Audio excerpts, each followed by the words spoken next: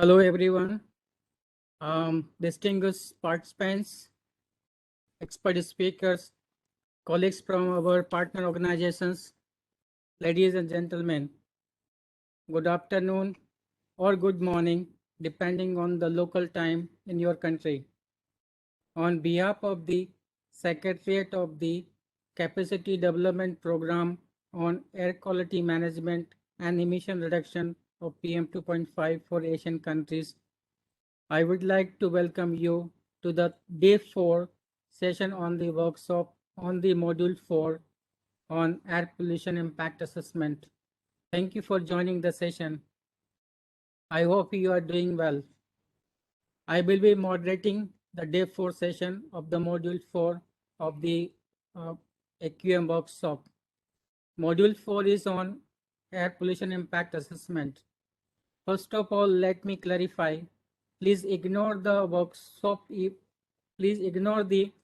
workshop link sent by the WebEx. It was generated by mistake when we were modifying some properties about the workshop link. The workshop schedule is the same from 13 to 17, and today is day 4, that is 16 September 2021. Please do not confuse with the WebEx email. And the workshop joining link will remain the same for entire duration of the workshop. I would like to inform you we have already uploaded the PPTs of the yesterday's module 3 session on air quality modeling on the workshop website. Please visit the website and download the PPTs if you need them. We have also uploaded the video recording of the module 3 on YouTube, and link is provided on the resources material section on the website near the respective module. Please visit the website and watch the recording if you have time. There will be 3 presentations in this module, and all presentations is likely to end at 4 p.m. Thailand Standard Time.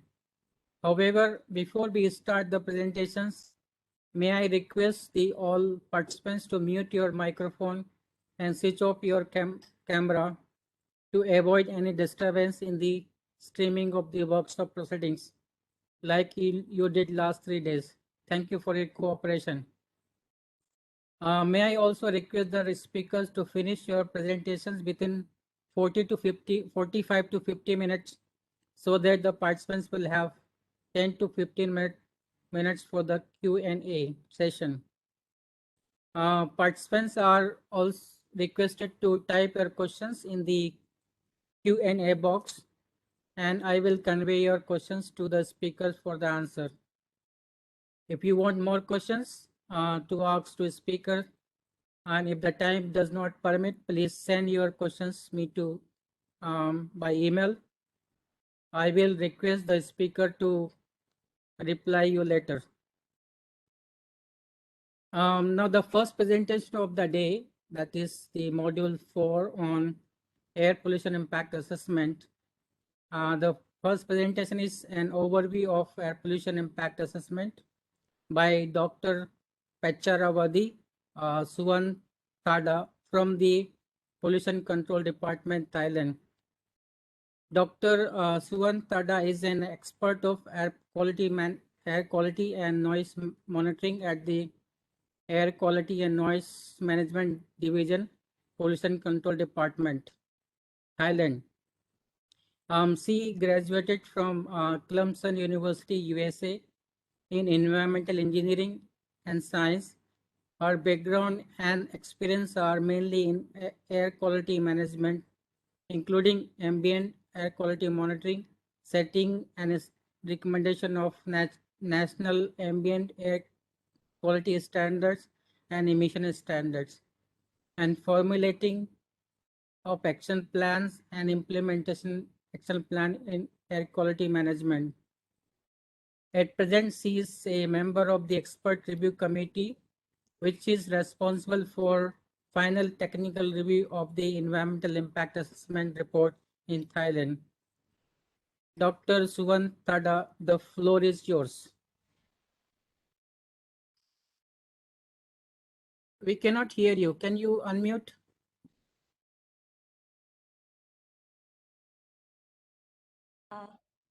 Okay, can you hear me now? Yeah, we can hear you now. Okay. Thank you. Let me take a few seconds to share my content. Okay. Can you get? Yes. I hope everyone see my presentation. Yeah, we can see your presentation. Okay, Thank let me you so much. start. Okay. I would like to say, as Dr. Verma, I mean, good afternoon and good morning. That depends on wherever you are. So, today my topics of presentation is overview of air quality impact assessment. You can say that I change a little bit from air pollution to air quality. It's just my concern, because sometimes people say that when you talk about air quality, it doesn't mean that it's polluted yet. So, okay, I agree with that opinion. So that's why, but the meaning for me, I think it's the same. So let's see what we learn today.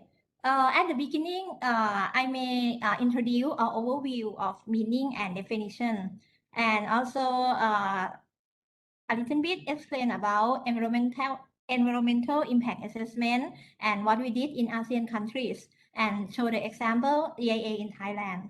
And to focus on air quality impact assessment, which is two major activity, which is air quality monitoring, which include emission source monitoring or estimation, and also the air quality modeling, and try to summary about the key message to all of you. So let me start as a general presentation, the meaning and definition. Actually, if you think about in the bigger term for environmental impact assessment, we can say that from the literature or from the document, is a process of examine whatever impact to the environment of proposed project or activity in order to set up the appropriate mitigation measures and monitoring program.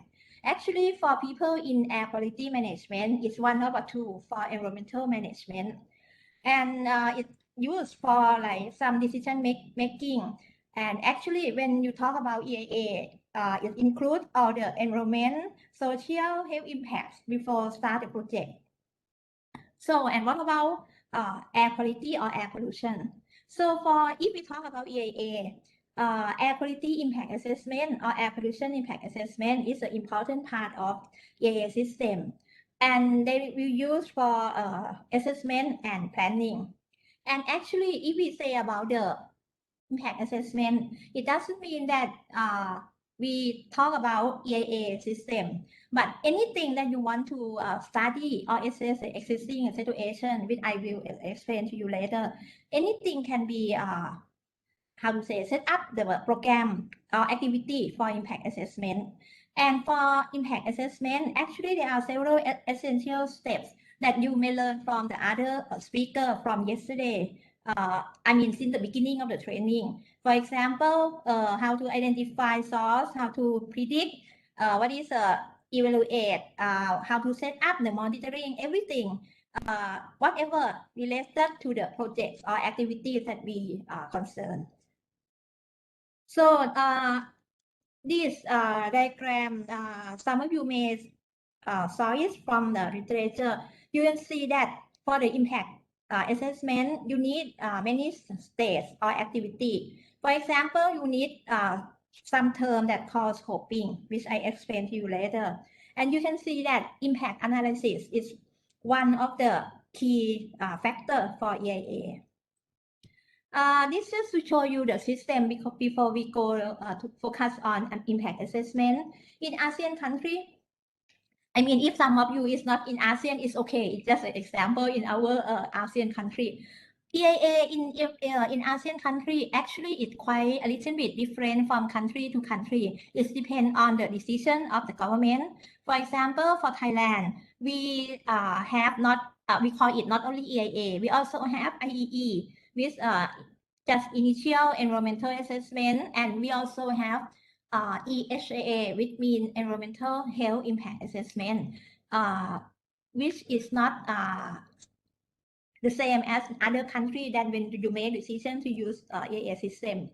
This also example of the country in ASEAN, what we use and how we call it. You can see that in Thailand we have three tools.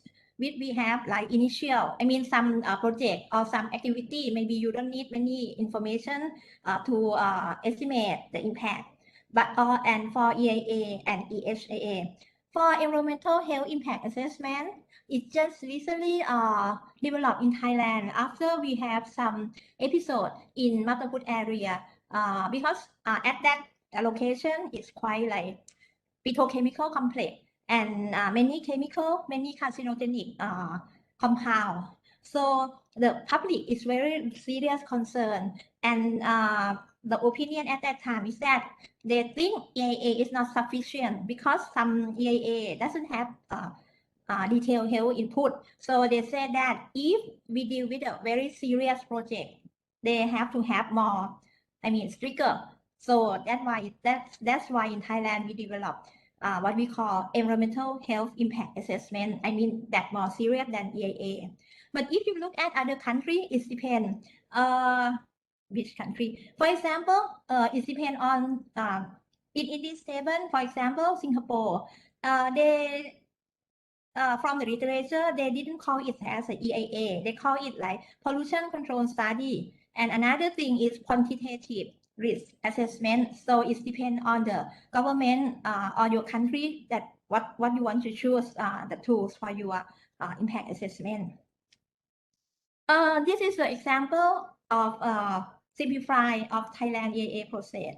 You can see that we start from screening to be simple. Screening is just to say that which activity need to study or develop EAA report. And scoping is just the meaning is quite the same of scope. What is the boundary? What is the objective of that activity? Boundary is also included in terms of the geographic boundary, and also maybe some activity or some receptor. I mean, maybe community that may get the impact. And in the other important process for EAA is that in Thailand we need like public review, but I don't know for the other country, but in general, EAA for the project it start from screening, scoping, and to assessment what is the potential to the environment. This is information that actually I include the reference if someone may interest in more detail. We have I put the name of the reference that you can download or take a look at all the EAA system in Thailand and in ASEAN country for someone that may want to study more. Example here is that, for example, this for EAA in Thailand. The example is the item 1 is the mining, and you can see that is the mining defined by the Mineral Act. That means in the country in Thailand we have many acts, and we have Environmental Act, we have Mineral Act, we have I don't know Factory Act. So it's based on the existing law and regulation. For example, the definition. What is the mining in every country? I don't know, maybe it's not the same. So in Thailand, that we have to state that the mining as defined in the act. And what is the size? In this example, it's all size. And we have the recommendation that at what time that you need to submit the EIA report. This is another example. You can see that this now is not all size again. For example, if you see the alkaline industry, they will state that if the productivity each or total product are 100 tons per day or more, so it means that the big industry need to do the EIA. So now let us focus on the air quality impact assessment. What is the meaning what is when we say in general air quality impact assessment, what is it? So actually, in general speaking, it's an important technique to determine the relative contribution to ground level pollutant concentrations of specific current or future source emission at receptor sites. If you see the meaning of air quality impact assessment, you will know that it's not just for EIA that you can do the impact assessment.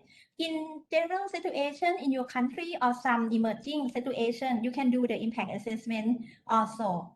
And in general, when we talk about the air quality impact assessment, the major activity that we need is one is monitoring techniques, and the other one is the air quality modeling. And the choice of the technique is depend on the situation and depend on your input data also. So we can say that the objective of air quality impact assessment is to provide the technical information for EIA report as well as the air quality status of whatever you concern. Yeah. So let me say about the general concept of air quality impact assessment. In the beginning, if you remember from the flowchart of EIA, after screening, we need to scope the project. It's the same of any kind of impact assessment that you plan to do. At the beginning, you need to identify the impact needs to be assessed. For example, if you think about the project, you need to think that okay, you concern about the community or you concern which geographical area. So you don't know, you just want to know where it's go to the, I mean, maybe it's a trans boundary in some case, we don't know yet. So, but at least clear definitions will limit what you want to study, because sometimes it's, you know, air quality, I mean, it can be anything in the environment. So to assess, you need to focus what you want to know. And actually for EIA, scoping is the initial stage of EIA. And usually if for EIA, you need to try to identify interaction between project activity that may or may not affect environment and receptors. Sometimes in for EIA, they may call it like a TOR, as anyone may familiar with the term TOR. TOR is trying to scope what you have to do. And usually the if it's for EIA, you have to talk between the project owner or the consultant, or we can say the EIA developers. Sometimes EIA is not the private company project. It might be the government project, like highway construction, public transportation system, something like that. That belongs to the government. Usually it belongs to the government, and also need to do the impact assessment also. So what we have to do for air quality impact assessment, you need to characterize and try to quantify emissions in the interest areas. How can you know that? You may learn from the literature, or you may have that information before. If you remember the lecture for emission inventory, is something like that, but may not how to say detail as for emission inventory. But you can use information of the for example, how many factory that already in the area, how many community that you need to be aware of.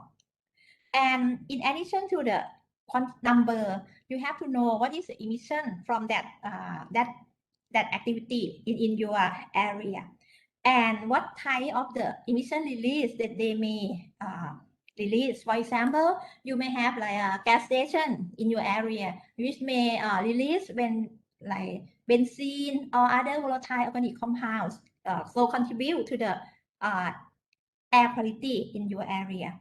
And you need to know how different in terms of season, time, and space. I mean the location and the variation within the day or in the season. And one thing is my important is what is existing air quality concentration levels in the concerned area. This is difficult because for existing, you may know that you may take a measurement, you will know what you have in your background, but you may not know exactly if the project happened in your area. What is the air quality concentration occur? So that's why sometimes the air modeling is also important to help you in terms of to estimate the situation.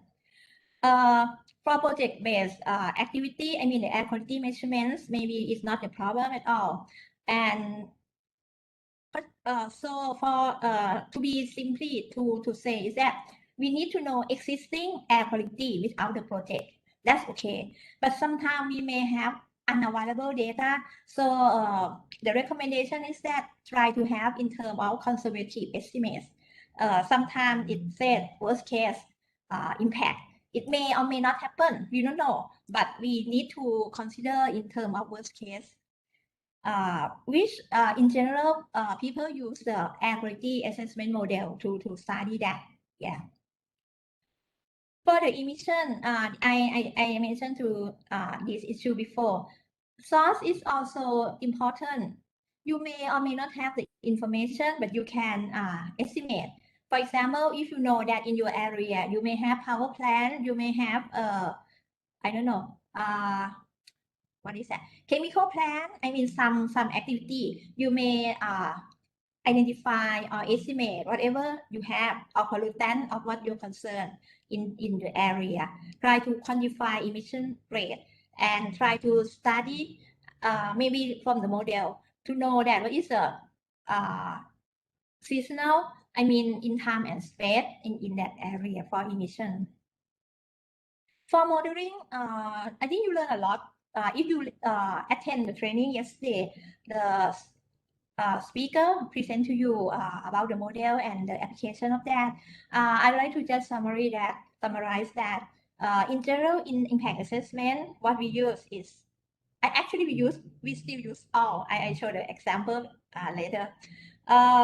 We have like Siemens box model. We have dispersion model and receptor model that you can choose to use for your impact assessment, depend on what you want from your modeling. And actually, why we model the situation? That's usually we want to know how the air situation change if the project will be in the area. At the time that we study or do the assessment, nobody know because the project is not occur yet. So we need to learn that what is the maximum concentration, what is the location of the maximum, and variation with wind speed and wind direction in the area. This maybe repeat what I said before. The model prediction, what we want to know from the model is that for the project, what is the maximum concentration? And is there any contour of concentration? I mean contour of the same concentration. Location is important. Where is the location? Is in the community nearby the activity, or the location is just in the project itself? This is different, but depend on who are you. For example, someone said, even though the location of maximum concentration is in the plant itself, it's still related to the worker in the plant that you need to be prevent them from the harmful that will occur. So it doesn't mean that if the maximum concentration have happened in the mountain, you may not account that for some kind of measure, but you have to be more serious if the maximum concentration is occur in some location of the community in the area or in the city. An important thing is a variation with meteorological data. In some area, you may have like thunderstorm, you may have like a windy situation that will occur the what do you call it? The transport and maybe chain of the pollutant that are released from the project. So we can say that we need to do the ambient air quality monitoring to study the existing air concentration and what is the significant parameter that you concern. For example, in terms of particulate matter, Nowadays, there's at least 3 that people concerned. I mean, GSP, PM10, PM2.5. In some area, some activity, for example, for mining activity, maybe TSP is occur, is a major contribution. In some area, if you deal with like open burning or a big city, maybe they, you concern about PM2.5 or PM10. It depends. And it also lead to when you develop the mitigation measure or monitoring program after that. For emission monitoring, now it's maybe depend.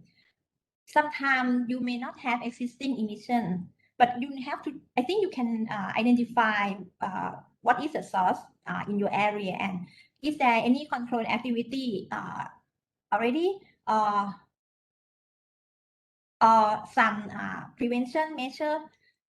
And existing emission contribution and emission rates has to be estimate. Even you don't have the existing information, but you need that for estimate by modeling to try to predict whatever happen if the project or activity that you concern occur. So let me focus on 2 major process that deal with the impact assessment. The first thing is ambient air quality monitoring. I understand that in the first day, there's a lecture of monitoring already. Actually, you can do it by take a measurement, by do the satellite.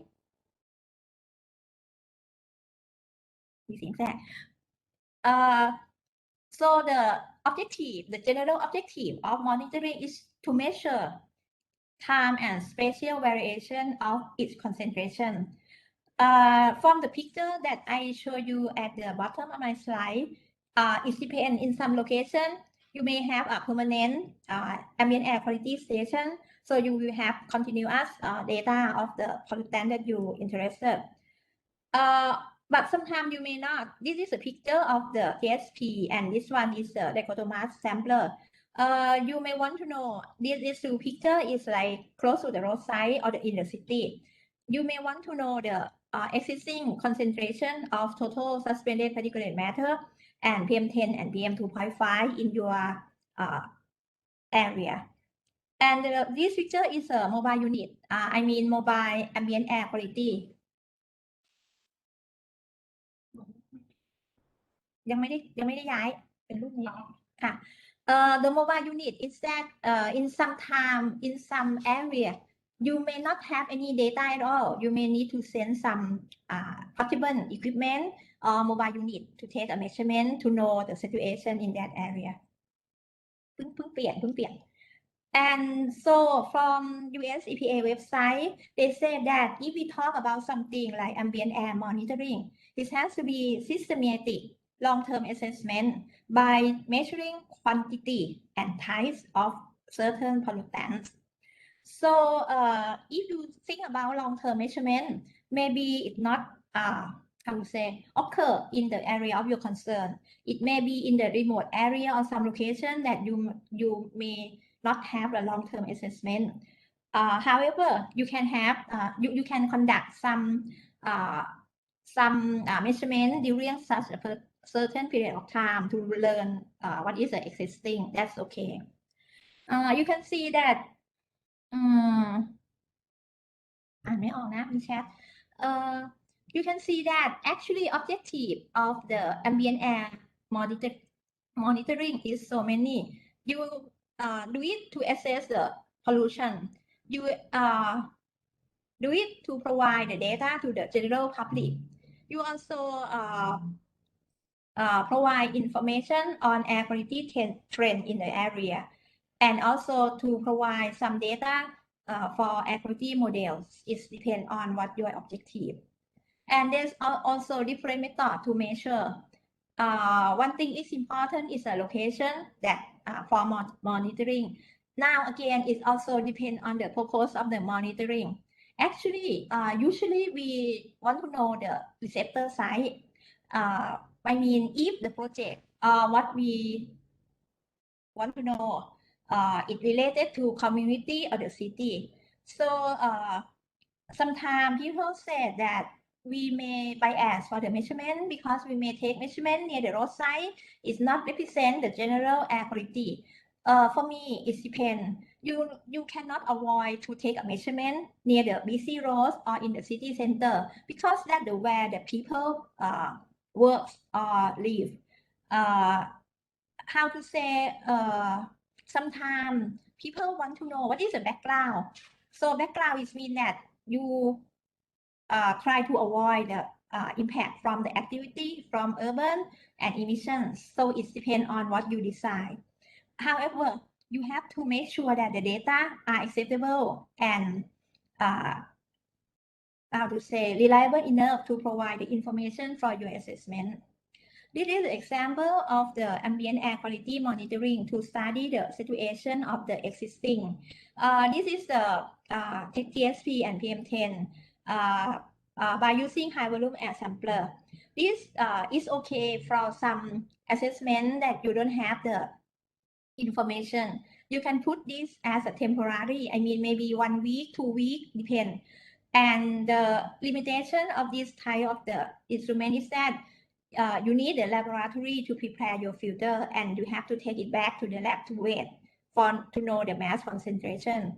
But for this activity, this type, relatively speaking, maybe not quite costly as another technique. And people or consultants prefer to use this type of instrument. This is also the example. This is want to know the impact along the roadside. This is a picture of some road in Thailand. If someone familiar with Bangkok, we have the high volume air sampler for TSP, and we use the dichotomous sample for PM 2.5 and PM 10. So the information that we obtain from this type of monitoring is that we know the fraction between PM 2.5 and PM 10. And we try to learn what is the proportion and what is the major emission that we need to put the mitigation measure on. This is another example for some remote site that you don't have a continuous monitoring. This is the PM 2.5 outdoor monitoring. The good thing compared to the previous picture is that for high volume air sampler for TSP and PM10, you need to take the sample back to laboratory to calculate and to weigh filter paper and calculate the mass concentration. So you don't have exactly real time. But for nowadays, we have some type of this is a equivalent method. It's the beta ray absorption. You can take a measurement for study real-time information, and the data will put through your wireless system to your control room to study how the situation change. And this is for something like a health episode in some area that don't have the monitoring station in Thailand. We use this type of the outdoor equipment. So this is example what we do for air quality assessment. This is the example that happened in Thailand. In the middle of the slide, this is the boundary of the solid waste site. And at that time, we have like a open burning episode, which quite very serious. So we divide the area as a radius from the location of the site, and we put the mobile unit to study the air quality at that time. The serious pollutant at that time is particulate matter like PM10. At that time, we don't have PM 2.5 yet. 2.5 in the mobile unit yet. And we found that it really depends on the wind direction. You can see that from the picture that you see a lot of residential area. Which one of the mobile unit will go to the residential area? Try to see that if the wind direction go to this direction, it will affect this residential. Let me move on to air modeling, which if you attend yesterday training, you will learn a lot about modeling already. I just want to summarize here is that the first model that still used in the impact assessment is the simple box model. This is in some situation it's not very complex, and you know the pollutants right away. For example, mining activity usually is CSP or particulate matter or PM10, and the area is not quite complex terrain for that situation. This is an example. I took it from some journal. So box model is easy. You just know or have some estimation of the emission source, and the block may be your city or your community. Input, output, no interaction at all, but you will learn something about what happened. Sometimes box model used for impact assessment during the limited input information. I show you later. Another thing that you learned from yesterday is a dispersion model and receptor models. We use it for air quality impact assessment, but different objectives. When we use the dispersion models, usually in EIA, we use the dispersion model because we want to know where the maximum location located. What is the concentration at that time? AMOD or CalPUF is the example of dispersion model. Another model in impact assessment, but not quite used in the EIA project, is the receptor model. Yesterday, that Dr. Sakda, Dr. Sakda present or some other speaker, I think it kind of like a chemical mass balance or transport model. So this will try to identify and quantify air pollutants at the receptor model. In general, they group it as a chemical mass balance, something like that.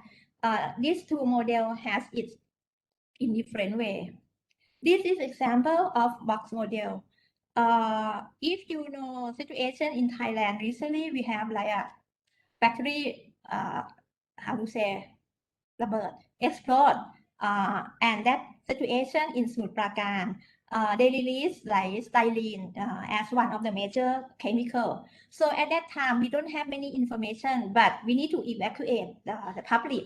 So we just use box model, try to estimate at 1 kilometer radius from the factory, 3 kilometer radius from the factory, 5 kilometer radius from the factory, try to study the estimate concentration of styrene.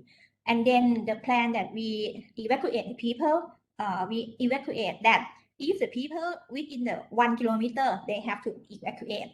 And we take a measurement and other activity, try to solve the problem.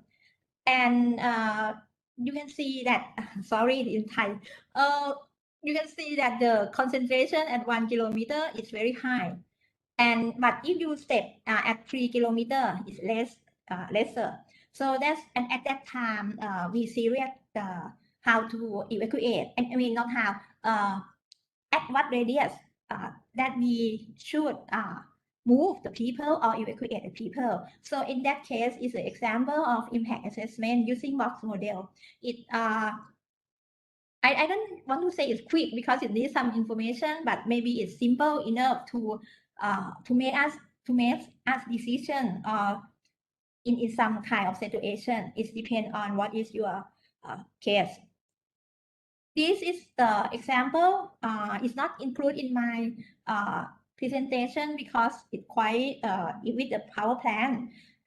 This, if you can see it in detail, it use the dispersion model, and you can see that it will show the contour of concentration in different activity. That's what I said before, that we try to find where the maximum concentration and how many,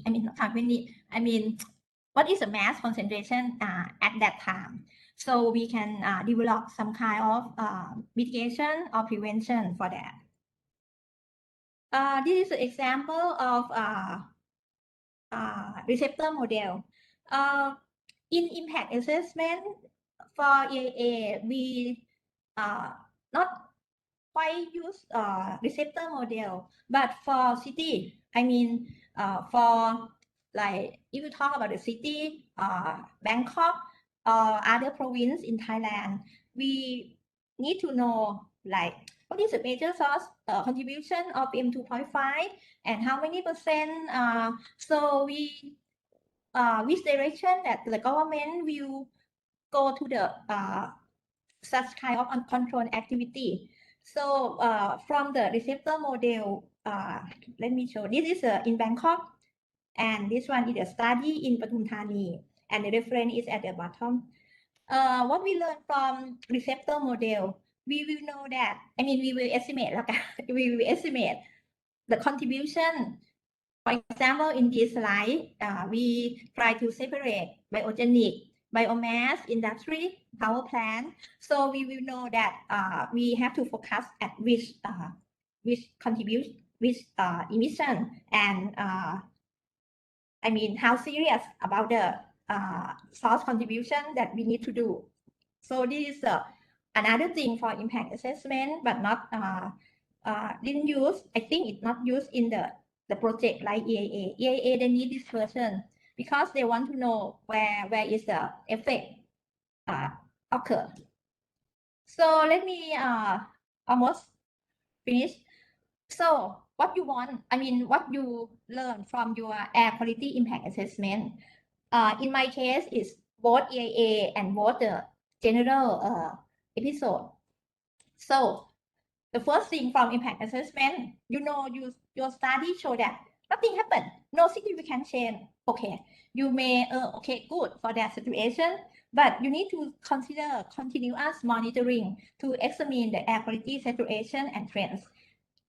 Because it not happen today, it may happen in the future. We don't know. So we need to do the monitoring anyway. I mean, we should do the monitoring anyway. But if from your impact assessment, you found that, oh, there are significant change, it affects the community, you release some kind of chemical, maybe above national standard, you need to do the prevention and mitigation measures. For example, you know that this kind of process or chemical reaction release this chemical, maybe you need to try another way or another alternative to do that. So that means if for significant change, you need to do two things. First is what is the prevention and mitigation, and second, monitoring program. In this case, you need to monitor both ambient and source monitoring. For the other situation, as I example before for the episode, I mean the burning chemical plant explosion. After we control the situation, we need to follow up the activity. I mean, follow up the condition of the ambient air concentration in the area to make sure that the air concentration level down to the safe level, people can move back to their residential area. That example. However, I want to put the precaution because right now I found that many people mix it together. I mean, like the accident that affect air quality. Okay, it affect air quality, but sometimes you cannot predict it in advance, like the explosion. Or if we talk about the factory, yes, we may not know it's gonna happen or it's not, but we can prepare necessary measures for emergency release. That's what I think. So in summary, I would like to say that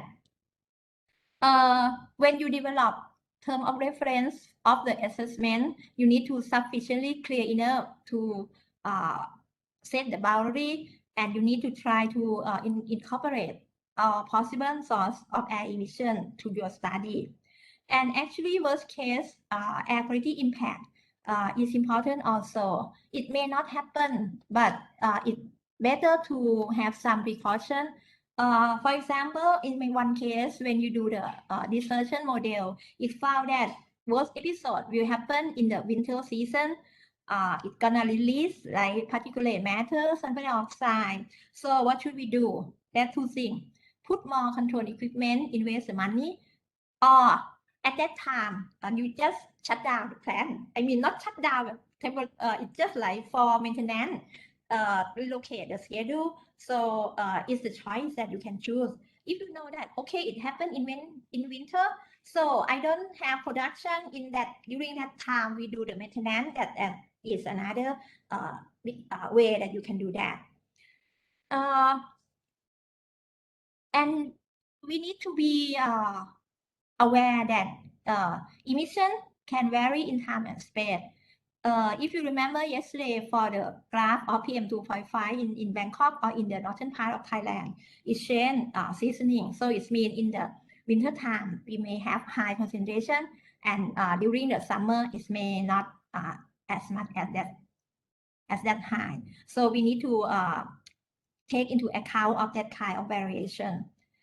And someone said that we don't have input data. What should we do? So we can estimate in terms of worst case, but someone said sometimes worst is very worst. It never happened, but nobody knows, nobody knows. So maybe it's safe if you think about what is the worst case for impact assessment from your study, from your estimation. I would like to end up is that whatever impact assessment show you, you need to have like prevention and mitigation measures, as well as the continuous monitoring program. And based on your information of such specific activity and period of concern activity. Yeah. That's the end of my presentation. The selected reference is for EIA if people are interested. Actually, there's more reference than that, but it's just what can some that I can put in this. So thank you very much. Thank you so much, Dr. Pecharavadi. You are really on time. 45 minutes you finished your presentation. Sorry.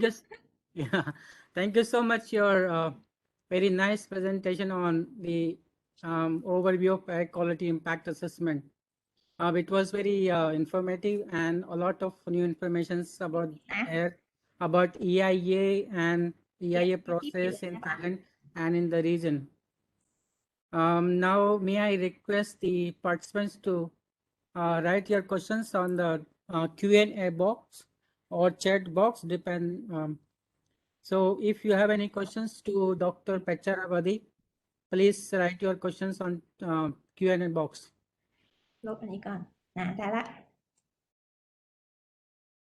อันนี้เขาไม่อ่านรอเขาอ่านกันเจี๊ยบทำไงให้มันอันใหญ่ขึ้นอ่ะพี่ย่อไว้อ่ะอันไหนวะอันนี้ป่ะได้ใช่ครับลองกดสิโอเคเจี๊ยบอ่านมาจากไหนไม่แค่บอกแต่เขาไม่ได้อ่านนี่ Participants, do you have any questions to Dr. Pecharavadi on the EIA process and impact of air quality? Yes, Dr. Murma, I think there's some in the chat box that they ask about the terminate of the monitoring program for project activity. It depends of the period of the project. For example, if it's construction period, when you finish the construction, you can stop your monitoring. But during the operation, maybe you need to continue as monitoring according to whenever your project still in the area. Yeah, I think that's one question. That's from the box. Okay. มีอีกไหม short term อันนี้ what should be the duration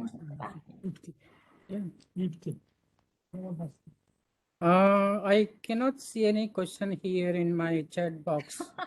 ทำไมอ่ะ I don't know. Really? Something technical problem. Okay, let me read one from some of audience. They ask what should be the duration for short-term ambient air quality monitoring? What could be the basis for selecting the duration? Okay, the shortness depend on I mean your objective. If you don't have any information at all, you may think about that, and you have limited budget. That's the point.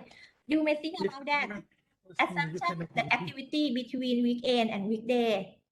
You may say weekday should be the same, but I mean people and the factory weekend is the same.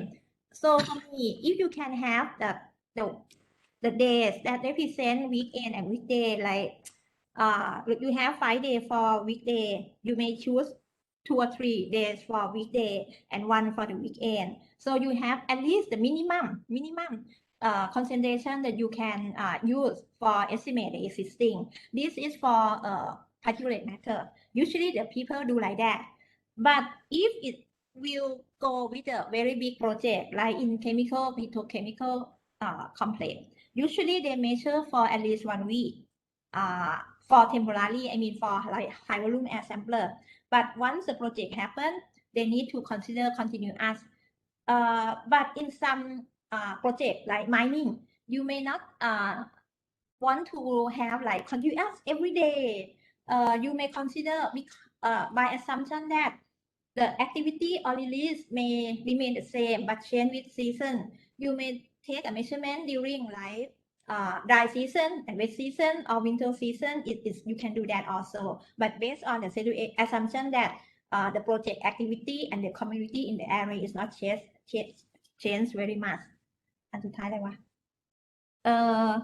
I don't let me see. The basis for select the duration is depend sorry, I close my okay. If you will have a project for like many years, so you need to have at least for Thailand, we pick at least 2 times per year. I mean during the dry season and wet season, we don't have exact. We have hottest, something like that. So try to have the information to represent worst case meteorological condition. So and location, usually we do as a downwind, upwind and downwind from the activity. Try to find the months that you have that information. I think that the simple answer that I can give. I think I answer. I cannot read the name. The question, yeah, มีไหมแกก็ไม่มี I think they are sending a private chat to you, not the open chat. It seems like, because I cannot see any question in my chat box. I don't know, but it's okay. No question is There a is good something thing. technical issue. Where? Okay. It's okay. They can put more in your Q&A Yeah, box. there is one question. Mhm. What procedure in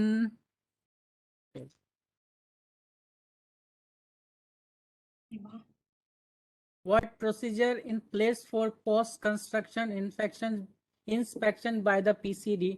For example, site visit when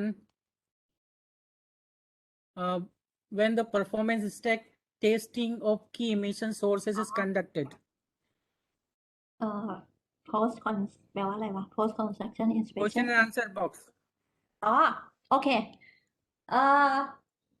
พูดยาก If we talk about general EIA, as I mentioned earlier, that based on the acts that they use, in some activity, PC is not the authority that have the what do you call it, the role for take action. For example, for mining activity, is under the Mineral Act, so it's under another department. So for construction, post construction and inspection, usually the people, I mean not people, the department that have the power according to the law will do that. However, for EIA process, the project have to submit the monitoring report to the Office of National Environmental Policy and Planning, to I mean the office that how to say have the EIA monitoring as the way to evaluate that the project doing according to the mitigation measure or prevention measure that they propose or not. So for post-construction, as it depends, as I informed. If it's the role of PCD, we may go with that department. But if it's not, maybe it's difficult because, according to the law, some activity, we don't have the direct activity to do so.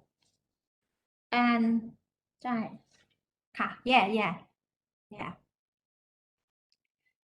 usually sometimes they have it as a group, site visit as a group from many departments, and like visit plan, and have the people from the mining department, from the PCD, or from National Environment Office, something like that. Sometimes do like that, but the one that will, how to say, order the activity of the project to do some action has to be the one that have the authority. Yeah, I think I answer the question. Any more questions from participants? We still have 5 minutes for the question answer session for this presentation. เวลาด้วย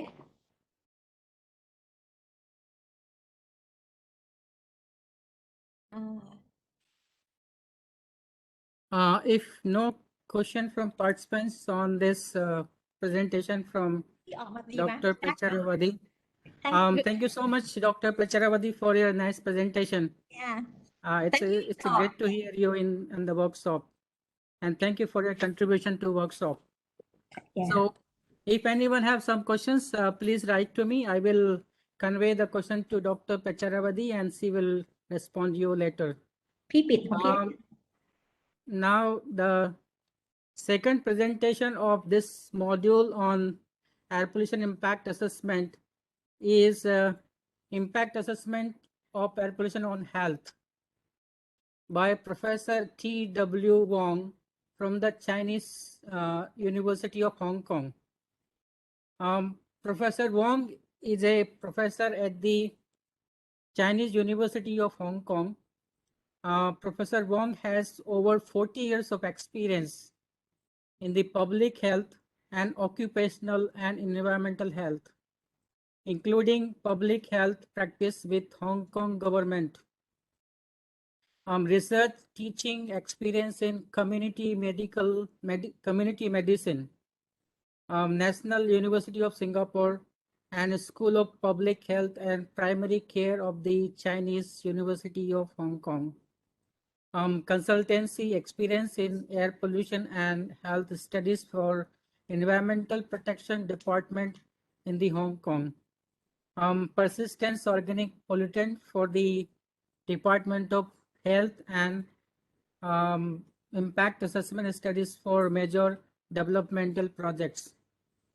His field of research are air pollution and health risk assessment, environmental epidemiology, occupational medicine, and infectious disease epidemiology. Professor Wong, the floor is yours. Thank you for joining. Thank you for your contribution to workshop. We can hear you. Can you unmute yourself? Can you hear me? Yes, we can hear you loud. Thank you. How do I upload my PowerPoint now? Can you go to share at the bottom of your screen? Hang on. Yes.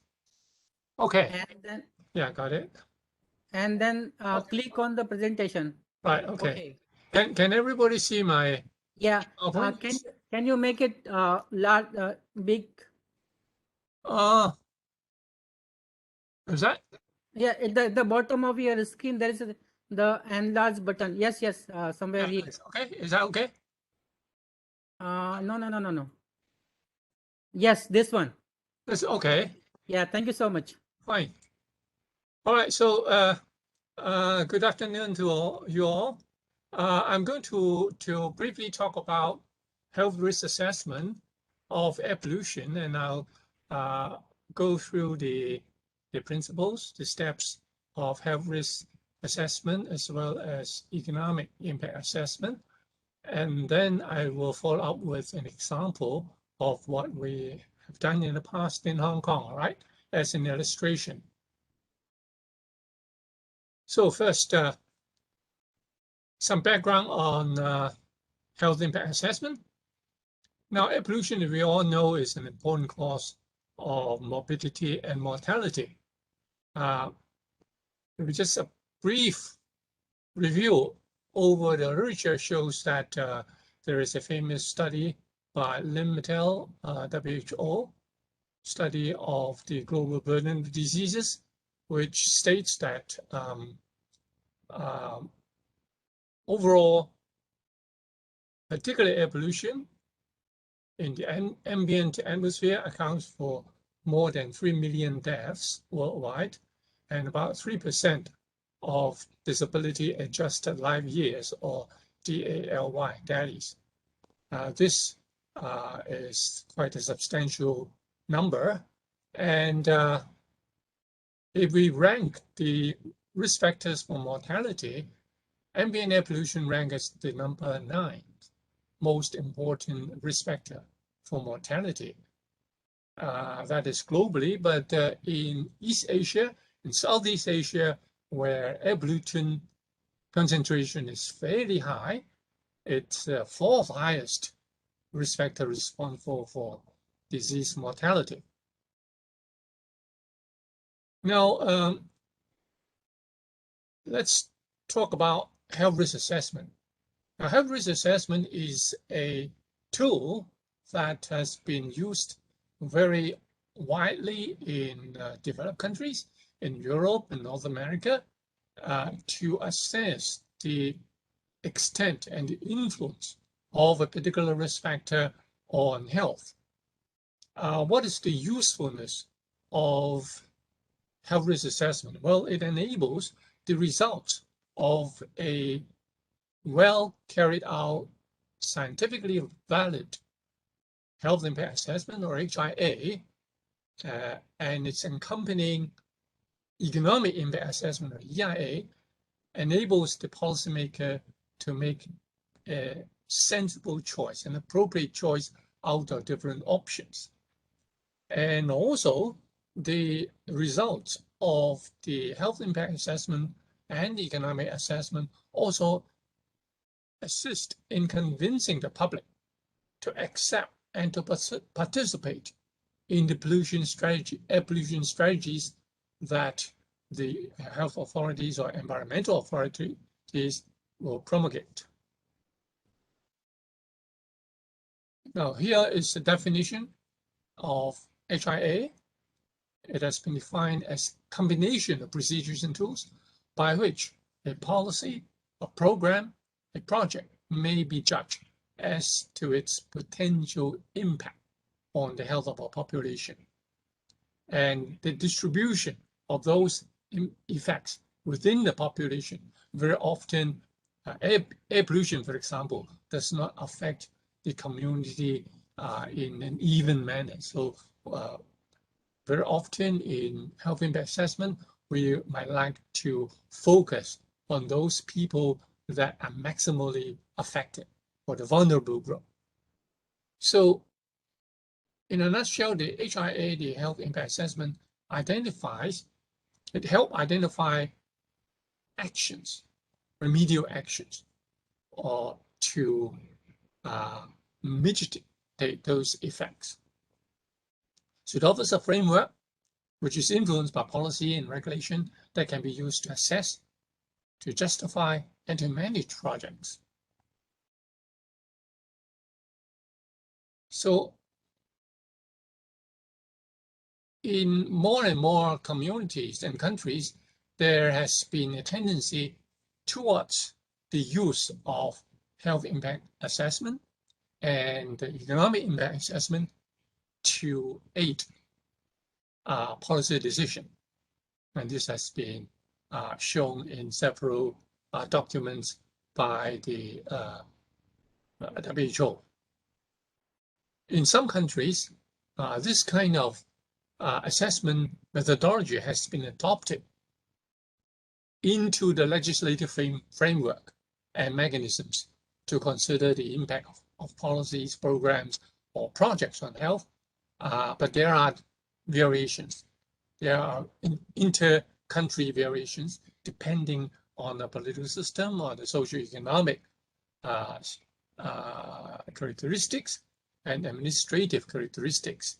And this has an effect on the adoption of HIA in the legal setting.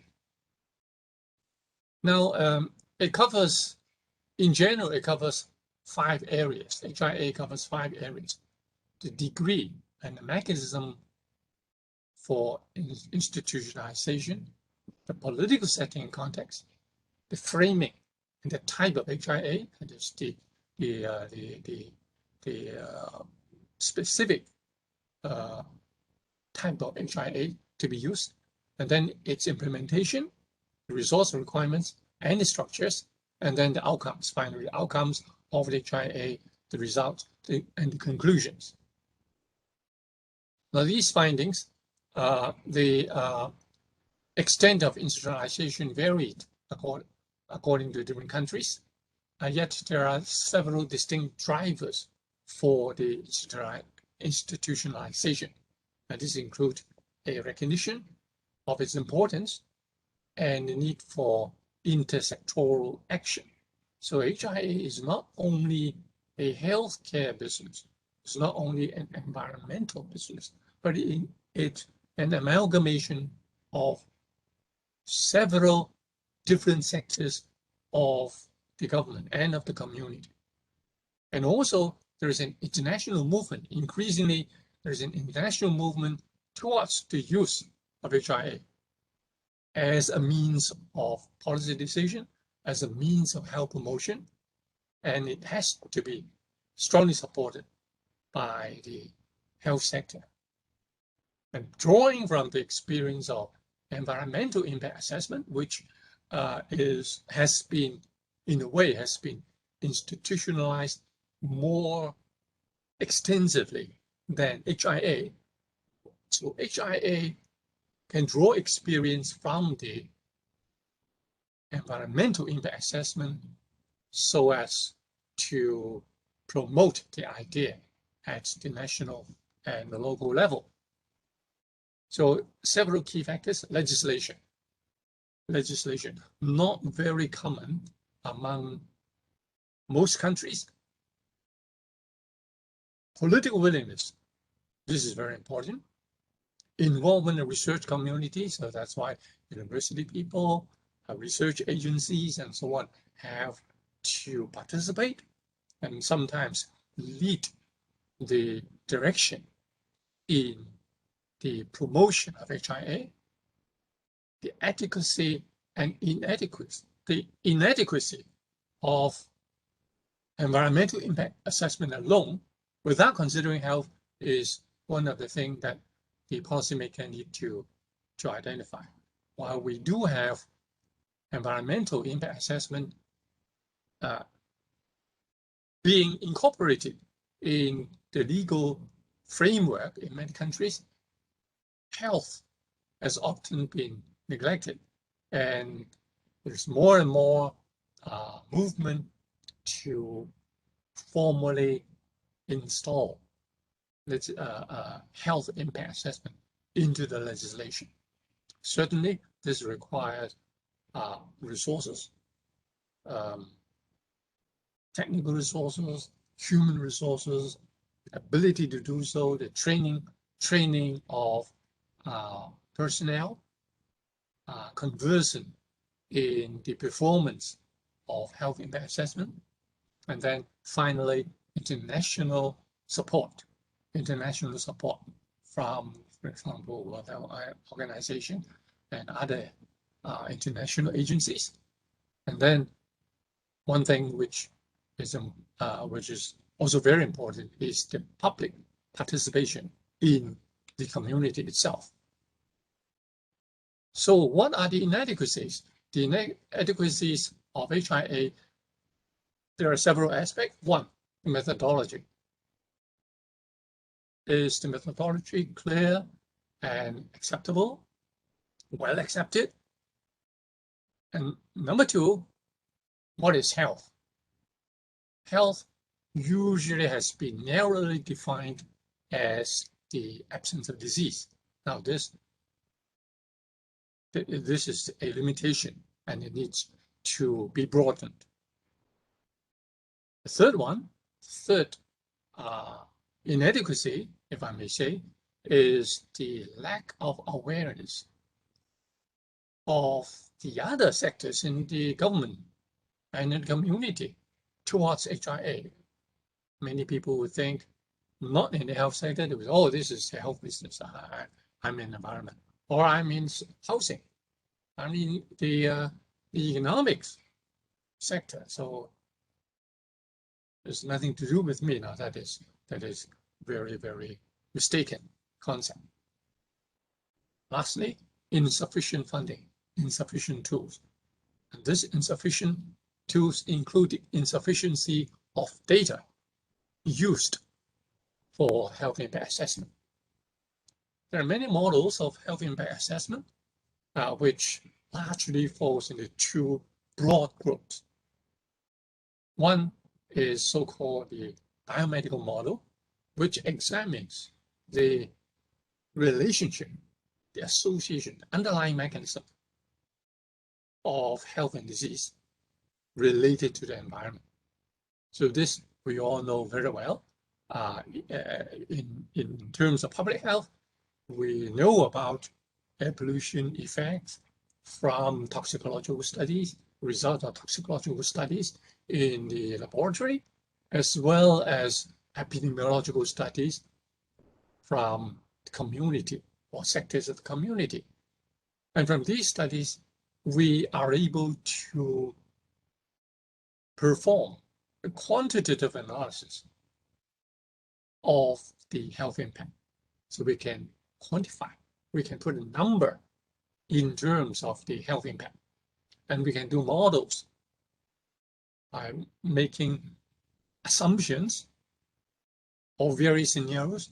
Then we can use this biomedical model to quantify the health impact of certain, for example, air pollution control measures. The broader model, the broader model of health impact assessment is less quantitative. We can call it a social model, which places more emphasis on topics like, for example, like housing, like employment, and so on, which also influence health indirectly, although this can be less easily quantified. So these broader social models, they tend to be more qualitative. And nowadays in the health impact assessment, we tend to use both. We can use the quantitative model to put numbers into the model and express the result of the health impact in quantitative terms. At the same time, we can use a more broad qualitative model to describe the general impact of air pollution on the broader definition of health. Now, here are some of the process which I'm just going through very quickly. The process involves, first, a screening process. What project needs HIA? So out of a number of, say, development projects or public projects, which are the ones that may affect the health of a broader community or a specific community, and whether HIA is required. Once we determine the need of HIA, then the second process is the scoping. That is, what is the framework of the HIA? What are the goals that we want to achieve? Right. So we identify the health risk. What are the health risks? What are the benefits of HIA as they affect the stakeholders? Not only the people, but also the proponents of the project. So here we have both, both sides being stakeholders. And then what's the geographical boundary and the time boundary, that what are the resources available for the HIA. So that is what we call the scoping of the HIA. And then after that, after we define the broad goals and specific objectives of the process, what sort of information do we need? So it comes to the actual risk assessment process, right? Data collection. What are the appropriate data? Are they available? Do we need specific data for collection? For example, do we need to do specific surveys, or do we rely on routine surveillance data, routinely available health and environmental data? Right.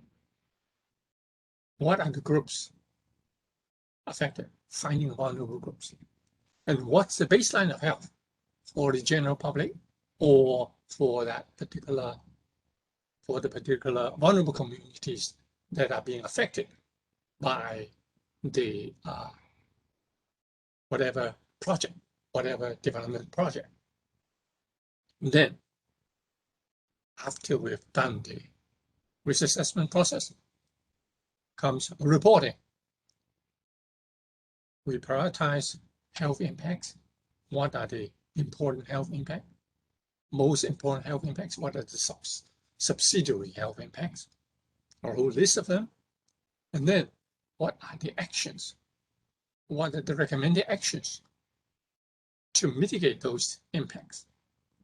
Report writing, dissemination, right? Dissemination of impacts, the fifth one. Dissemination not only to those affected, but also to the decision makers. So everybody, the decision-making process, as well as the stakeholders affected by whatever, say, development project, which may affect the air quality. And lastly, evaluation, monitoring, evaluation of outcome.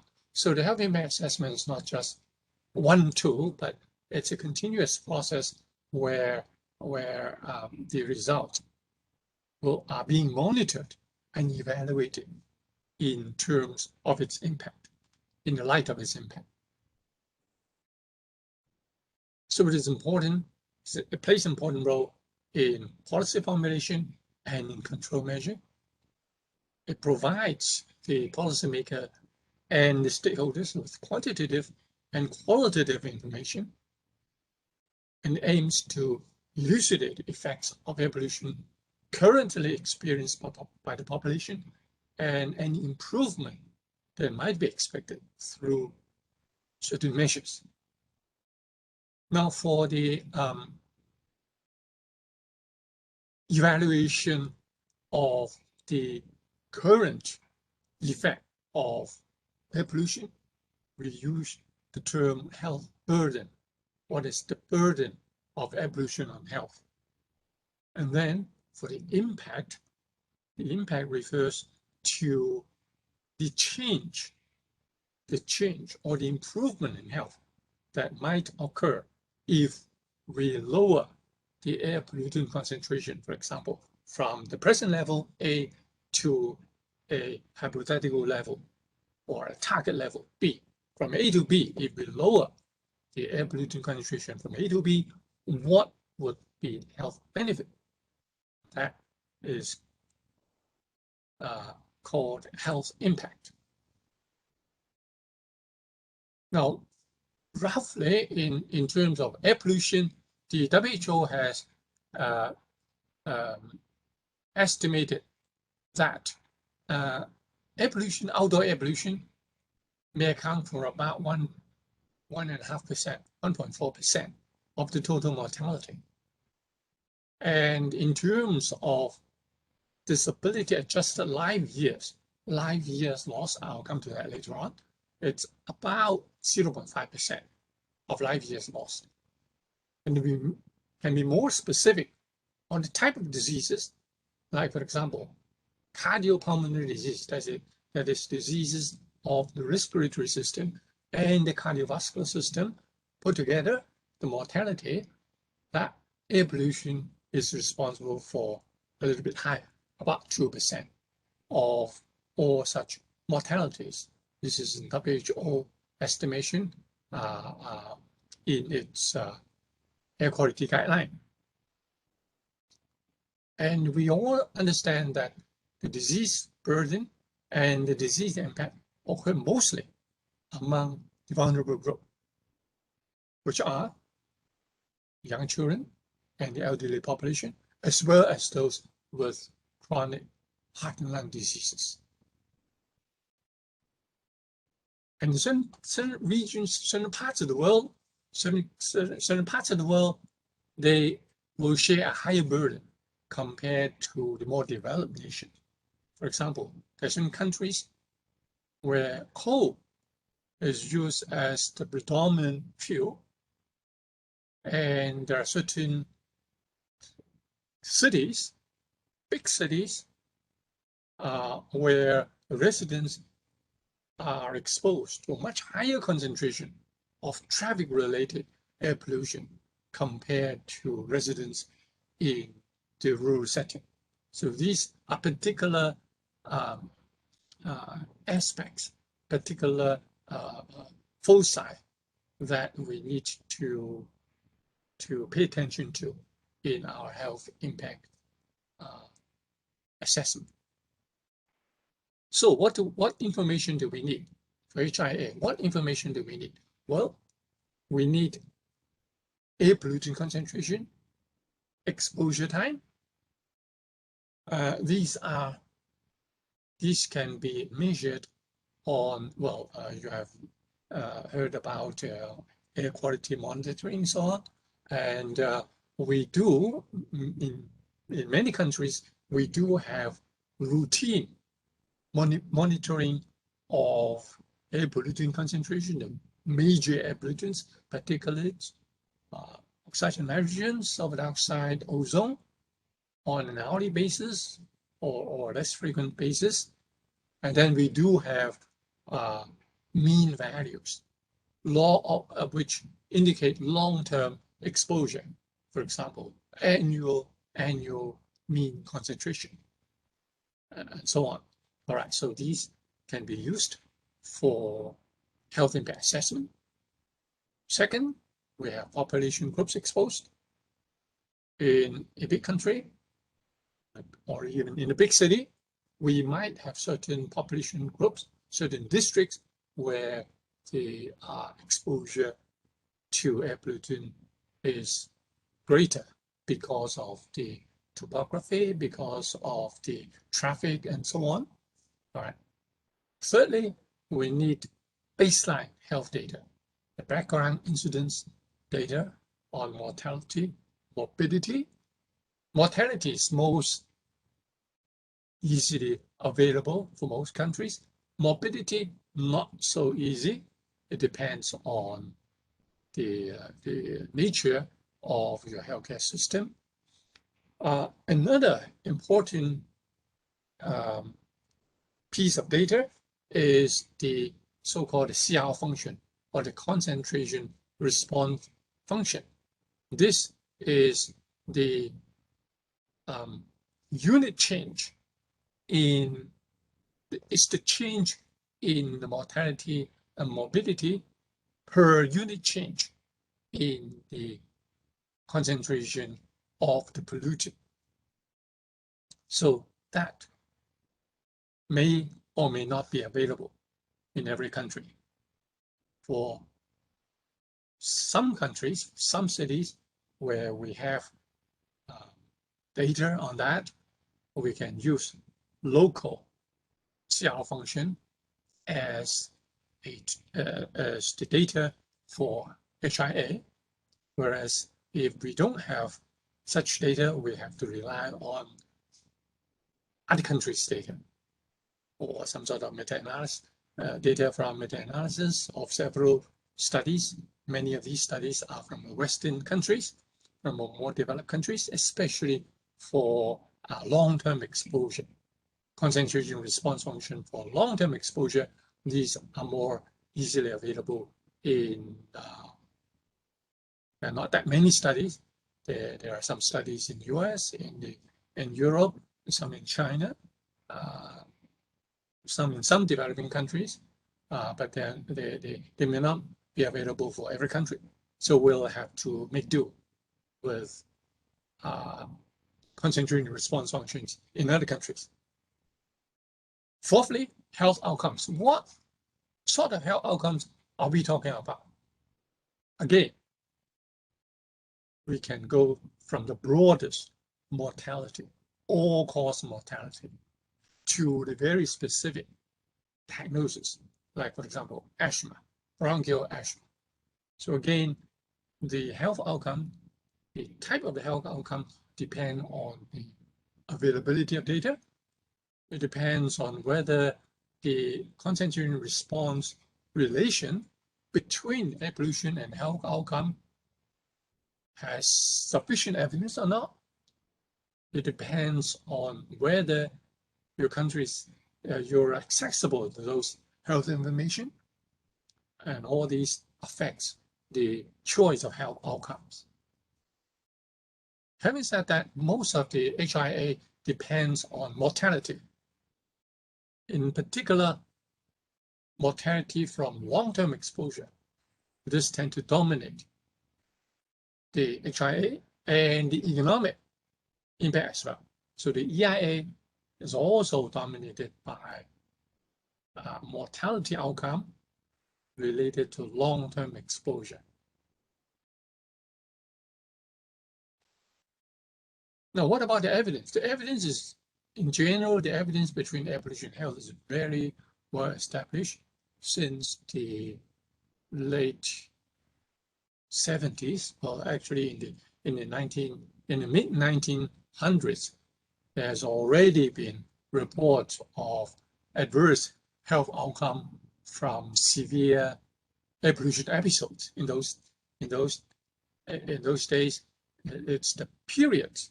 It's those episodes of air pollution that has aroused public attention and the academic attention to the link between air pollution and health. But since the 1970s onwards, more and more studies have accumulated such that the current evidence, the present evidence of the link between air pollution and health is very, very well established. And in general, we can say that, well, we can divide the health impact into two aspects. One is short-term exposure, and the other one is long-term exposure to the different types of air pollution that we routinely monitor. Now, there are different levels of evidence for different health outcomes. In general, for mortality and morbidity, especially for respiratory and cardiovascular diseases, both on short-term and long-term exposure, the evidence has been very, very well established indeed. And indeed, there is growing evidence that air pollution is also linked to other illnesses that we have not thought about before. For example, adverse birth outcomes, for example, low birth weight, prematurity, congenital malformation, and so on. These have emerged. The evidence has been emerging, but they're probably not overwhelmingly convincing. So normally in health impact assessment, we don't use these outcomes as the outcome for health. There are also other evidence, like, for example, in children, air pollution can be related to a delay in the brain development and the cognitive function of children, and also in the development of neurodegenerative diseases like Alzheimer's disease. Again, these have not been used in most HIA. If there is more and more evidence that such diseases are causally linked to air pollution, then I'm sure the health impact assessment will take on quite a different look. Another important disease, like diabetes, there has been reported, and we all know that diabetes is a very common disease. Whether there is sufficient evidence that air pollution can contribute to diabetes is still controversial, but we are getting to see more and more of such evidence. Another effect which we may talk about is lung function. Now, lung function, there has been many studies on the effect of air pollution on lung function. We've done it in Hong Kong. In California, Goldman's group have done very well-conducted cohort studies showing that the lung function in children is affected by air pollution, and they move from a more polluted to a less polluted environment, their lung function actually improve. We have done similar studies, cross-sectional studies in Hong Kong as well. Several of us have done such studies, and it shows fairly similar effects. However, lung function has not been used for health impact assessment. Why? Because we're not quite sure how a change in lung function can lead to very specific mortality and morbidity. We know lung function change, lung function deterioration is not good for health. But how much does it contribute to disease and survival? We are still not very sure. That's why we don't use that as an endpoint of HIA, even though the evidence is very overwhelming. Now, mortality is particularly used in health impact assessment because it is readily available in most countries. The data are readily available in most countries. And among those, the criteria air pollutants, particulate matters, PM2.5, PM10, I won't go into details, oxides and nitrogen, as represented by, for example, nitrogen dioxide,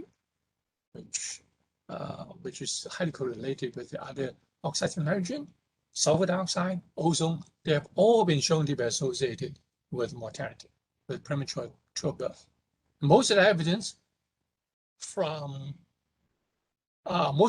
of the link between short-term exposure to these pollutants and mortality are from the time series studies. In these time series studies, we construct statistical models which shows short-term changes, for example, daily changes in the concentration of pollutant, and the dependent variable being the number of deaths, risk of dying in different populations. So from these time series studies, we can establish the concentration response function, or CR function, which is expressed as relative risk. We all know from the epidemiological studies, we all know that relative risk is the concentration response function that we use. In the earliest time studies, has been conducted in the early 1990s, but now many countries have such similar studies. For example, in South Korea, in Canada, in China, and Hong Kong as well. My colleague, Professor C.M. Wong in Hong Kong University, he conducted a multi-city study called PAPA, Public Health and Air Pollution in Asia. It is a multi-city time series studies which study the short-term effect of short-term exposure to various pollutants, nitrogen dioxide, ozone, sulfur dioxide, and particulate matter, and all-cause mortality, as well as cardiovascular respiratory mortality. And these, Professor Wong's finding, they are broadly in agreement with earlier local studies in Hong Kong and also overseas studies. In the US, however, the emphasis is not so much on the other pollutants, but they focus on particulate matter. and many US researchers regard PM as the true, so-called true cause of mortality, and they consider gaseous pollutants like nitrogen dioxide as proxies of PM, because as we all know, nitrogen dioxide is very strongly correlated with particular matter because of the common source. However, there is a study by King's College London which shows that nitrogen dioxide appears to have an independent effect on mortality and morbidity. For morbidity associated with short-term exposure, I myself have done a study in the late 1990s, which shows that hospital admissions for respiratory and cardiovascular diseases, as well as for specific diseases like chronic obstructive lung disease or COPD, chronic obstructive pulmonary disease, heart failure, and so on, asthma, influenza, and pneumonia, they're all significantly associated with some of these pollutants, some, if not most, of these pollutants. So we have very good evidence of the link between short-term exposure and specific morbidities. And more recent studies, for example, by my colleague, Ko et al., also show that similar association between air pollution and asthma and chronic obstructive pulmonary disease also existing. As shown in this reference. Besides hospital data as an index of morbidity, we also did a study that was almost 20 years ago, 18 years ago, which shows that exposure to air pollution also leads to community-based illnesses like consultations to general practitioners, outpatient clinics for minor illnesses like upper respiratory tract infections. They're also affected by air pollution. And there are some earlier studies on air pollution and conditions like bronchial hyperreactivity and so on. Now, besides hospital admissions, there are several other more specific diseases which are shown to be associated with short-term exposure to air pollution. In Australia, in Switzerland, and other parts of Europe, I think France as well. These diseases include asthma attacks, acute bronchitis, chronic bronchitis in adults, and a number of days of restricted activity. They counted number of days of restricted activity. And that's linked to air pollution exposure. As I explained earlier on, reduced lung function is not being used for HIA because the economic and the health consequence cannot be easily quantified. One more remark about unit risk, which I mentioned about RR, which we can determine from specific studies locally. If there is local data, it's better to use local data in HIA. If it's not available, then we will have no choice but to use other people's data. Now, here is an example. This is an example of the excess risk, which is the RR -1, relative risk -1, that is excess risk of mortality as well as morbidity from our time series studies in Hong Kong. Now you can see that, for example, for particular matter, all-cause mortality, that is this box, it shows that there is roughly about 0.5% increased risk, 0.5% excess risk. For the gaseous pollutant, it's a bit higher, it's about 1%. Sulfur dioxide is around about 1%, not significant. For ozone, it's a little bit lower. That is for all-cause mortality, all ages. For the cardiovascular mortality or respiratory mortality, they are more specific outcomes, health outcomes. Therefore, the RR tends to be higher, tends to be a bit higher than all-cause mortality. All right. Upper respiratory infection, quite surprisingly, the risk is quite high. If you compare the excess risk for NO2, for PM, and so on, they're a bit higher, or almost one order of magnitude higher than the mortality. What about long-term exposure? Long-term exposure. What is the R? The R is much higher. Again, there is a lack of data in most of the developing countries, and we do rely on US and Western Europe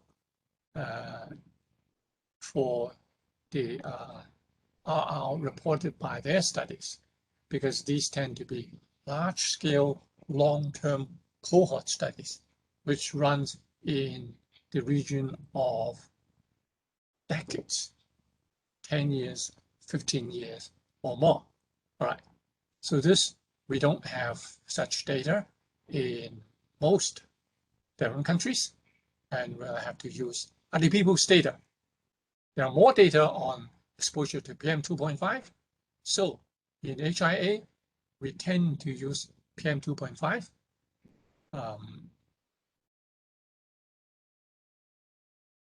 Examples of RR. This is a very famous so-called 6-city study, Harvard 6-city study by Dockery and Pope, which gave a relative risk of 1.26, very, very high. Most of the other studies are larger scale studies. For example, a very famous study is called the American Cancer Society cohort study.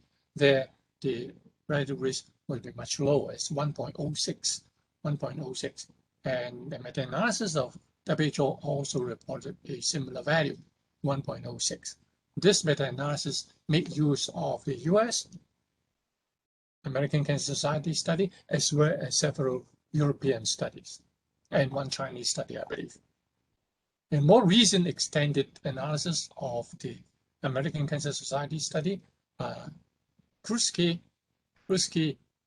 reported a slightly higher relative risk, 1.78, 1.078 instead of 1.062, a little bit higher.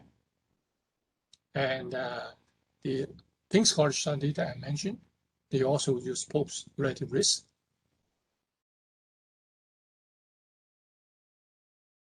It is important for you to take a proper choice of the appropriate RR, because the RR itself, it affects the health risk assessment, the quantitative aspect. It affects a lot. And another message to bring across is that all-cause mortality is probably the most important, because it is most easily available, and the impact would be greatest. So compared to other health endpoints, we like to adopt all-cause mortality as an outcome of health impact. Just very briefly on economic impact. Now, we can quantify the health impact from all-cause mortality, from a choice of the proper RR, from the knowledge of the baseline mortality data, and from the setting a target on the level of air pollution that we want to achieve. Right. So what does that? How does that translate to economy?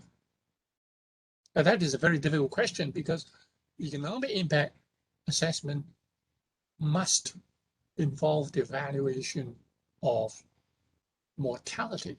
That is, we have to put a value term on life. This may sound unrealistic, but in actual fact, it's very pragmatic because we have always been doing that in policy decision. We've always been we've always evaluated life. So it is a very important concept because economic impact can measure what we call the external cost of air pollution. That is, air pollution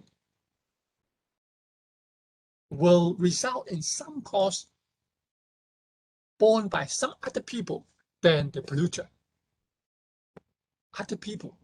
So the polluter produces pollution, but it affects a lot of people.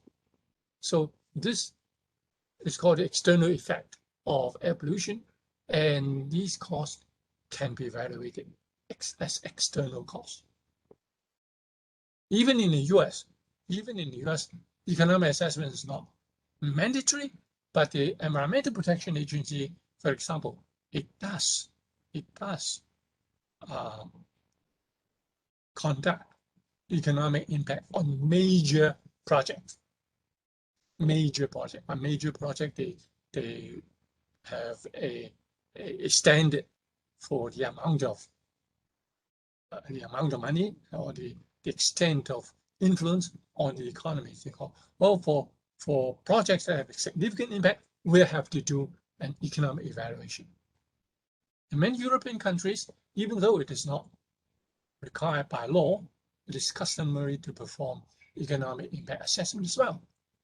And there are two approaches, basically. One is called the cost of illness or direct approach.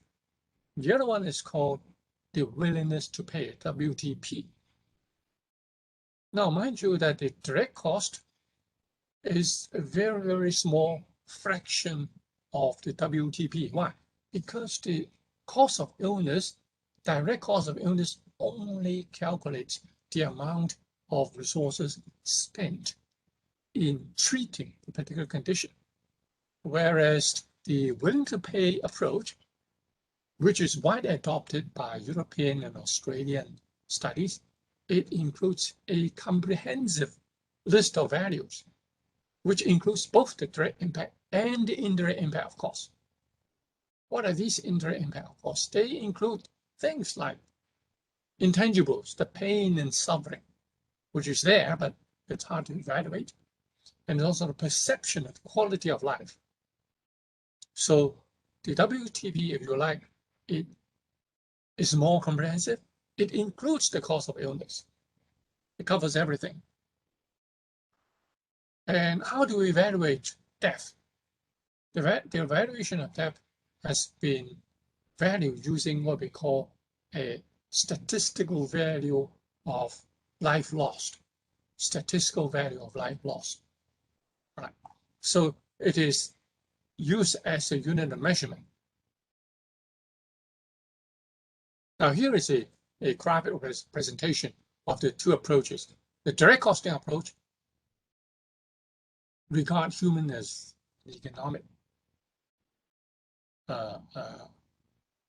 quantity, human capital. And the cost of illness can be reflected in the human capital as health cost, right?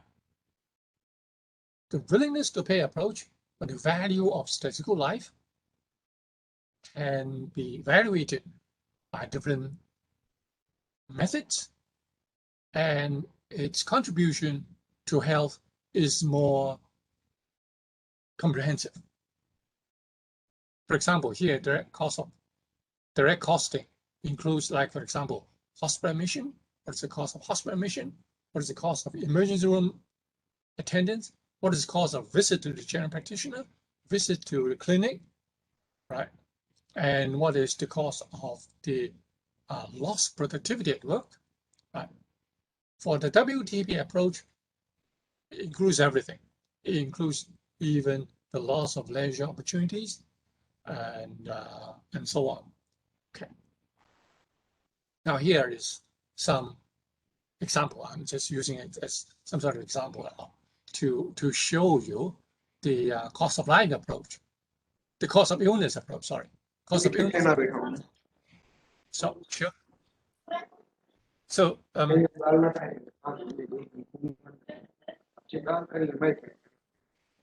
sorry, I can't hear you. So the should I just carry on? All right. So here, for example, the cost, the fee for attendance. This is the real cost for attendance, real cost for maintaining a bed in one day, a real cost in inpatient for psychiatric hospitals, inpatient in intensive care unit, and so on. So these are some of the example of the real cost. In terms of the economic impact, as we said, the mortality is the most important, but we don't have such data in Hong Kong, so we have to use proxy data. For example, in an example that I've done, we use two approaches. One is the report by the European WHO, which gave a baseline value of statistical life of $3 million US. And then we use the Hong Kong per capita GDP to adjust for that. We arrive at roughly about 2.5 million US. And we can make use of other statistics, like for example, in US, the value of statistical life is 10 million, and UK is about 3 million US. So you see it varies widely according to different countries. In Asian countries, it's a bit lower. In China, it's about 1 million RMB, and we adjusted that to Hong Kong's GDP per capita, which is roughly about 1 million US dollars. So we can use that as a model, and then we can show we can calculate the health impact based on these sums. This table shows the running out of time, but this table shows the strength of evidence. We can see that for mortality, for cause-specific mortality, like cardiovascular disease, respiratory disease, we have very, very good evidence, strong evidence. For other specific disease, we have a range of sufficient, suggestive to inconclusive evidence. So we'll take the most convincing outcome, mortality. Now here is some example which I've highlighted. All right. For per unit RR per 10 microgram using 1.062, that is the long-term, the relative risk for long-term exposure, we can estimate that there are more than 4,000 deaths, using 2012 data in Hong Kong, mortality data in 2012. There's more than 4,000 deaths. If we are to reduce the PM2.5 concentration from 28.6, which was the current level at that time, the mean annual level at that time, to the WHO air quality guideline of 10. In other words, from the present moment, from the present level, 28.6, to a hypothetical target level of 10, that is the WHO AQG, which is very, very low level if you consider the situation in many parts of the world. Not many countries can achieve 10. Only a few, like Australia, some Australian cities, and New Zealand can achieve that. Even the US and some European countries, they can't achieve that. But if we use that as a target, we can estimate the impact of the mortality to be reduced by more than 4,000 cases, more than 4,000 cases. Right. And for NO2, similarly, for NO2, if we adopt the same method of calculation, we can see that we can reduce about 2,000 deaths annually. So all in all, we can add the two together. Why do we add the two together? Because the relative risk for NO2 was taken to be an independent effect from PM2.5. So we can add the two together, 4,000 to 2,000. So all in all, we have more than 6,000 cases averted by the reduction of PM2.5 and NO2. Right, for NO2, again, we use the present concentration at 2012 as 52.7 to the WHO AQG concentration of 40. Right. So with these assumptions, we can estimate that, well, we can reduce about 6,000 deaths. All right, I think I'm running out of time, but let me very briefly, let me very briefly go through the economic impact. The economic impact is very big. It runs into billions of dollars, of 1.7 billion to 20 billion. It's a very wide range. But it runs into very, very high figure if we use the statistical life approach, value of statistical life approach. If we use a cost of illness approach, this is only about a few percent of the statistical life approach. All right. I think I need to hurry up. Productivity loss is also a component of prematurity, economic loss from premature mortality, but it is relatively small. Why? Because people who are affected, people who die from air pollution are mostly the elderly population who are not economically productive. That's why productivity loss alone appears to be a very small component. All right, let me briefly lead to the summary of the health risk assessment. All right, in summary, we can say that, well, using Hong Kong as an example, we can derive a benefit of more than 6,000 deaths averted if we are able to achieve a reduction of the PM2.5 and NO2 to the WHO AQG level.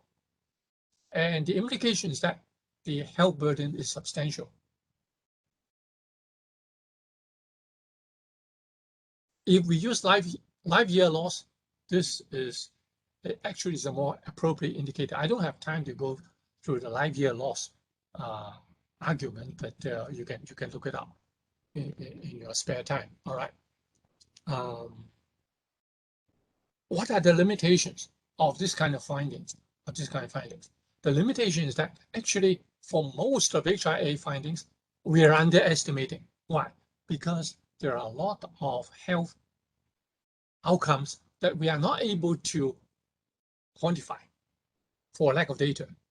We have no local data, we have no prevalence data, so we cannot quantify. So whatever our health impact assessment is on the conservative side. In our particular case, we only include the public hospitals because, again, we are not able to get data from a private hospital, which occupy about 10% of our hospital beds. So in summary, we can say that, well, economic analysis health impact analysis both give substantial impact on health and the economy. The economic impact can vary widely depending on our assumptions. Loss of productivity, not so important as the loss of life, right? And for non-hospital consultations, for cost of illness, non-hospital consultations to general practitioners and so on, they are much higher than hospital costs, because while hospital admissions reflect serious illnesses, air pollution can affect a lot of people with a lot of less serious illnesses that are found in the community, but not necessarily for hospitalization. Okay. Majority drawback, as I said, lack of local data. That's why we tend to underestimate. So it is important to remember that. We need to point out to the policymakers that this is a gross underestimation of the true cost. Otherwise, they might think that, oh, this is not too important, right? Okay. I think I have to stop for now. Okay. In our case, we found that our findings are in agreement with the studies performed in the US and in Europe that air pollution impacts heavily on health and the economy. Thank you very much. Thank you so much, Professor Wong, for a very, very nice and very extensive presentation. It's really, it contains a lot of very new informations, and I hope all the participants will benefit from the information, the knowledge you shared. Because we do not have much time, but I can take some questions from the participants. They say is there any, the PM1 is quietly, research is going on PM1. So is it necessary to measure the PM1 for the health impact assessment? Well, unfortunately, it is not routinely reported in most countries. Although we understand that the current emphasis is on PM1, but I think PM1 is also very strongly correlated with PM2.5. So actually, if you don't have PM1, then using PM2.5 is good enough. In fact, in some earlier European studies, they still use PM10 as a proxy for exposure. Okay. With regards to long-term exposure at a particular location, which air pollution measurements is the most relevant? Background measurements or daily average or daily maximum? We still rely on the average. With the average, for example, when we take the annual mean data, these are from the daily means. So the mean of the daily means of the measurement. So I think for most of the HIA analysis, HIA studies for long-term impact, we still use annual mean levels. I think that would be good enough. We don't need to go into very, very specific numbers, but a mean annual concentration would be sufficient for this purpose. And because of the fact that the RR is fairly big, for example, the RR for long-term exposure to PM2.5, it's 1.062, but it ranged from 1.04 to 1.1 something. So you can see that with this kind of range, all we can get would be some sort of a ballpark figure, some sort of a range, a fairly wide range. So it's probably not that important to be very, very specific on a particular pollutant like PM1, for example, because we believe that whether you use PM1 or PM2.5, the health impact assessment would be within a broad range, and moreover, the CR function, the relative risk of PM1 has not been very well worked out. So to me, I think I still prefer using the PM2.5 because the relative risk has been fairly well worked out internationally. Okay, there's one more question which is relevant to the participants. Can you please suggest which specific models for the health impact studies to be used for the city? Sorry, I can't get your question. Any specific model you suggest for health impact study for a city? Any particular model? I think that quantitative study is probably more useful. For quality, well, I've done a study for the Hong Kong government and they require me to do both, but the qualitative model can only be kind of descriptive.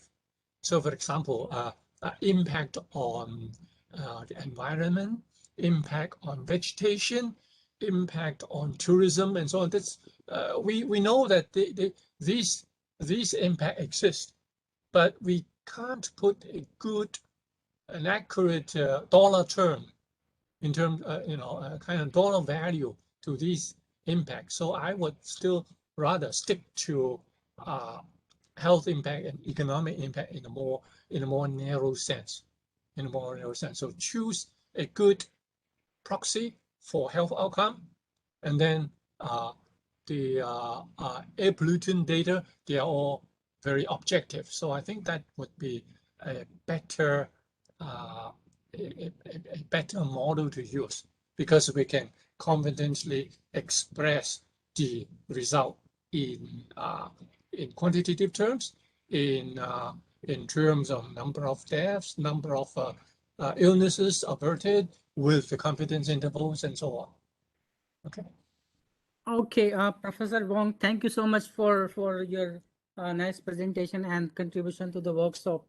Since we are running out of time, so I cannot take much questions too. But there are, if you want to ask any questions, please email me. I will pass to that question to Professor Wong for answer, and he will reply later.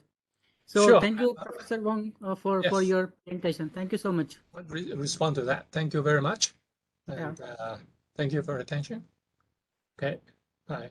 Thank you so much. So we move to the next presentation, the third presentation of the day. And in fact, it's the last presentation of the day. So the third presentation of the air pollution impact assessment module 4 is co-benefits of air pollution emission reduction by Dr. Eric Jusman from the Institute for Global Environmental Studies, IGES, Hayama, Japan. Dr. Jusman is a senior policy researcher and a research group leader at the IGES. Dr. Jusman holds a PhD in political science from the University of California. For the past 2 decades, he has conducted research on environmental issues in the Asian region. This includes working with China's Yellow River Conservancy Commission, the Chinese Research Academy on Environmental Science, Woodrow Wilson Cornell Center's China Environmental Forum, as well as Taiwan's Academia Sinica. He has published many books and articles on water scarcity, air pollution regulation, environmental law, multi-level governance, sustainability transition, low carbon development, and the sustainable development goals. He is currently serving as a lead author for the sixth assessment report of the IPCC, Chapter 17, His area of expertise includes co-benefits, political economy of low carbon development, air pollution regulation, climate policy, and SDGs. Dr. Dushman, the floor is yours.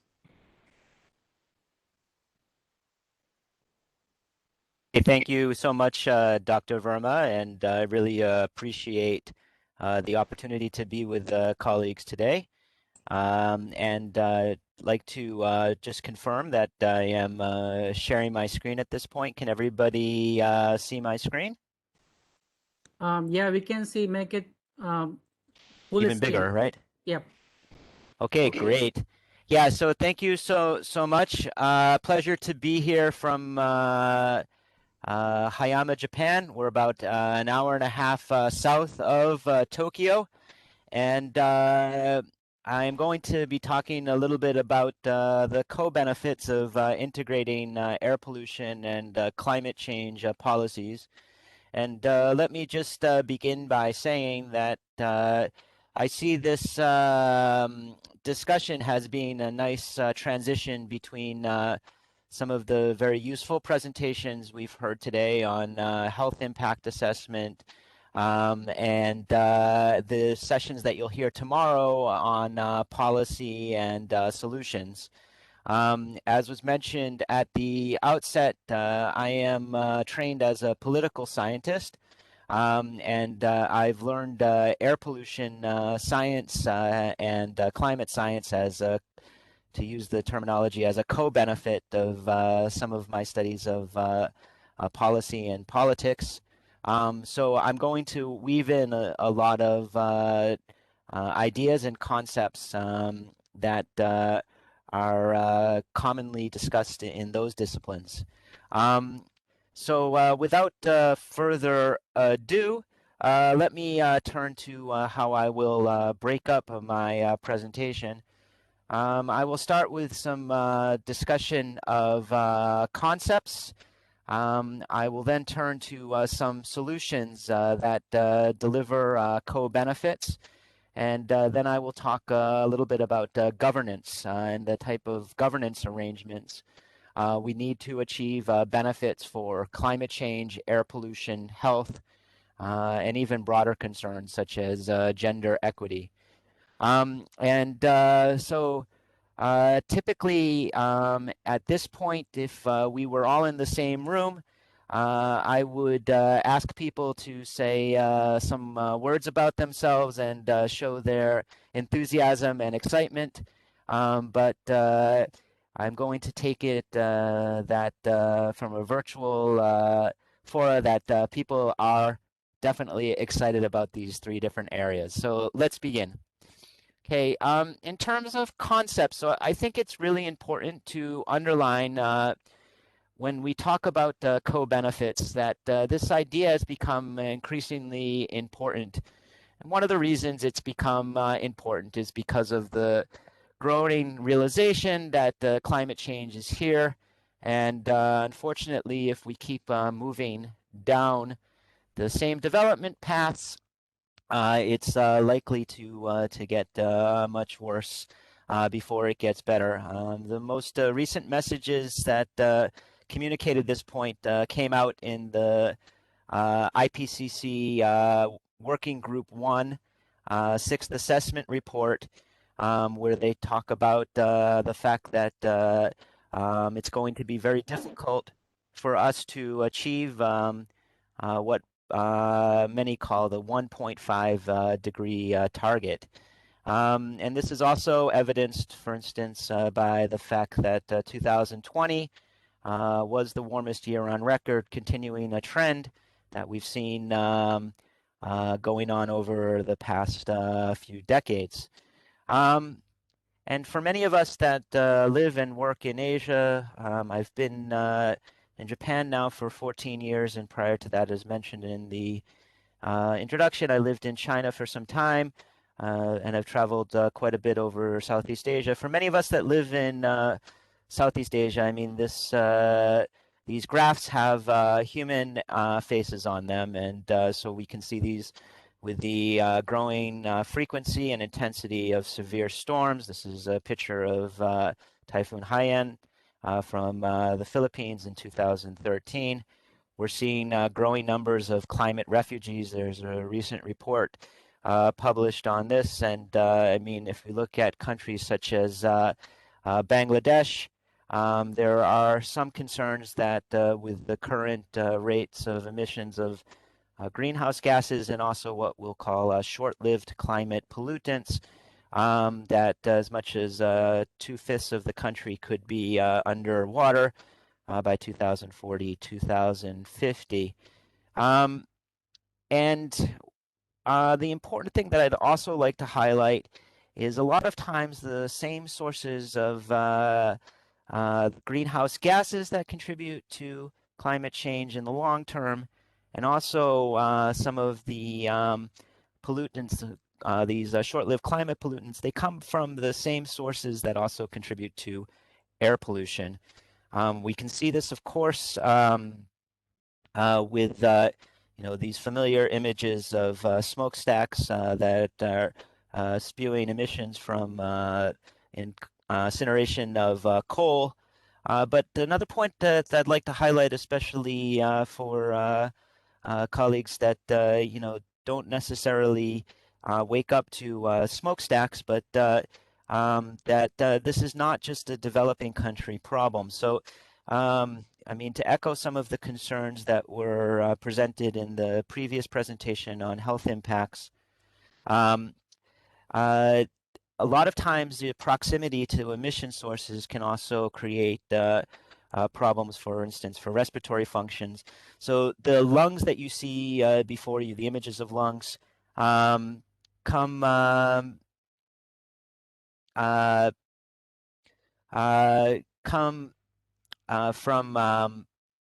oh wow, I can annotate, that's great. Come from Sydney, Australia. So this is a lung from a normal resident actually living outside of Sydney. And this is from somebody who lives near a power plant in Sydney.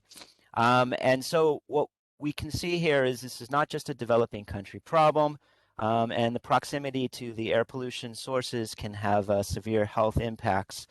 And this leads me to hopefully my next slide.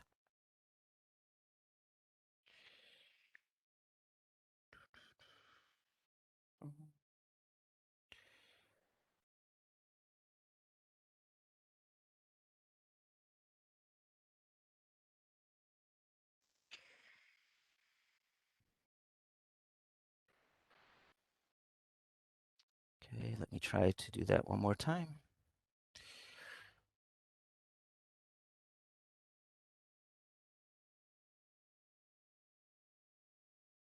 Okay, and so this leads me to the next point that not only do climate change and air pollution often come from similar sources, and the proximity to those sources can have big implications for impacts on health, but they're also related in other ways.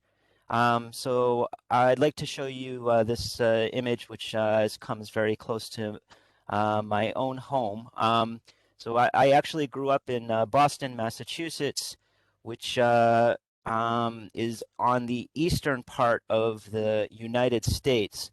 But what we've seen in recent years in the US, and I think we've also seen in parts of Asia as well, with climate change and increasing dry weather, there's been growing frequency of forest fires. And so in California, which is on the western part of the United States, and approximately 5,000 kilometers away from Boston, we've seen a growing number of these forest fires. And recently, this air pollution from the forest fires has migrated all the way across the United States to Boston. So this is a picture taken from news in my hometown. And it highlights in just another way that air pollution and climate change are related to each other. And this leads us to, an important question. So how can we try to deal with these related issues? So, one of the things that we want to try to focus on, as was already suggested, is thinking about not only these relationships between air pollution, climate change, and health, but how can we leverage those relationships? How can we underline the importance of those relationships for policymakers in a way that will motivate action?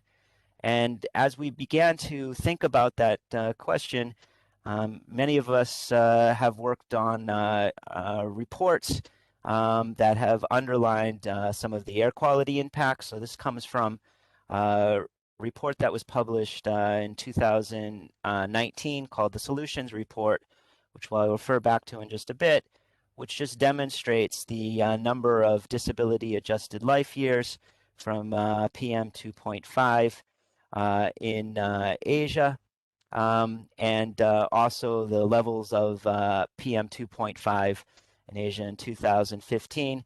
And so in order to work on air pollution, climate change, and health at the same time, it's important, of course, to highlight these health impacts, and then it's important to identify solutions that can achieve benefits for these three different areas. And so now I'm going to turn to this term co-benefits, which will help us focus on how we can achieve solutions that are good for air pollution, climate change, health, and even other areas. The term co-benefits originated actually about 30 years ago. If you look back in the academic literature, the first studies were published around 1990 using this terminology. And at the time, many people were using the term from what I would call a climate change perspective. By that, what I mean is they were thinking a lot about climate change policies. They were thinking a lot about climate change policies in primarily developed countries. And they were thinking primarily about how things like tax on carbon emissions in developed countries or emissions trading schemes, how some of these things could also have additional benefits that would be good for air quality, economic development, and even some social concerns. And so they would often do studies that would show, for instance, a carbon tax might lead to improvements in energy efficiency. They might lead to renewable energy. And in so doing, they would also have these local development benefits that would offset the costs of controlling CO2, the biggest greenhouse gas, and therefore make it possible for, at that time, developed countries to start working on climate change. Now, what began to happen is as researchers and then policymakers began to pay more attention to this concept, they began to think about its applications, in developing countries. The first studies to apply this co-benefits concept in developing countries focused a lot on China in the early 2000s, India to some extent. And as we began to focus more and more on developing countries, the orientation or the way that we began to look at co-benefits and the types of policies and actions that would deliver co-benefits began to also change. And so there was more emphasis on thinking about, as opposed to carbon taxes or emission trading schemes that had primarily a long-term climate focus, there was more of an emphasis on environmental policies, economic policies, social policies, and these things would have as their primary objective, for instance, reducing air pollution, creating jobs, or creating more equitable socioeconomic systems. And as a result of doing that, sometimes they would have additional benefits for climate change, and primarily long-term climate change, mitigating greenhouse gases and primarily CO2 as sort of an added benefit. This focus on developing countries not only shifted the orientation, but it also began to lead people to think a little bit about also how carbon finance that comes from the climate change regime, or increasingly now is moving through different bilateral or official development assistance channels, how some of that carbon finance could also be used to achieve other development objectives. So the shift in orientation was partially due to focusing more on developing countries, and also thinking about how we could sort of expand this concept to include a broader range of policies that would not necessarily have a climate focus.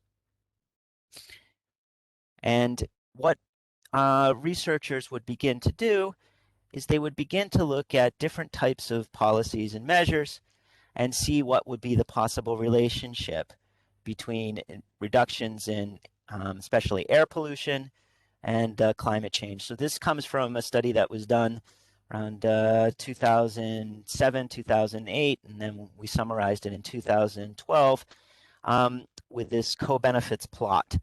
And basically what this plot would show you is whether and how significant, or what was the size of the relationship between reductions, in this case in CO2 and particulate matter and local air pollution.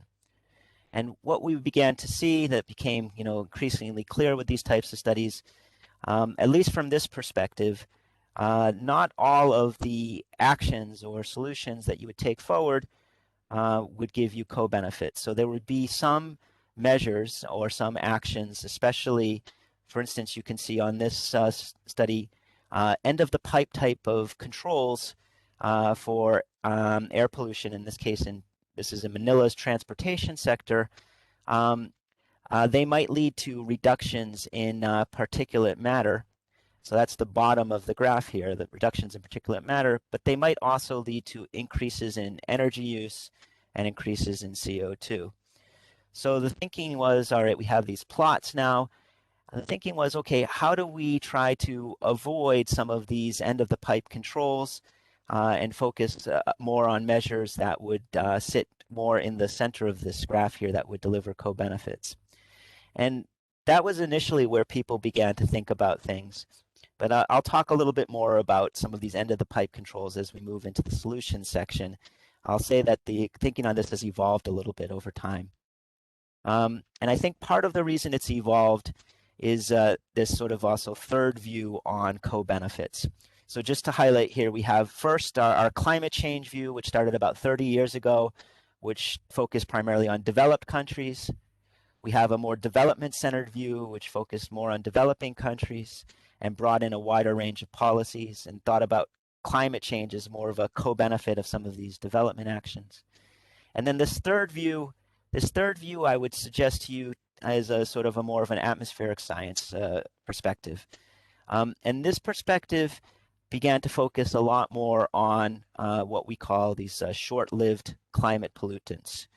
The short-lived climate pollutants include things like black carbon, which, depending upon your makeup of your PM2.5, can be a big part of PM2.5. It also includes things like tropospheric ozone, which is a secondary pollutant that is created from the breakdown of things like methane in the atmosphere.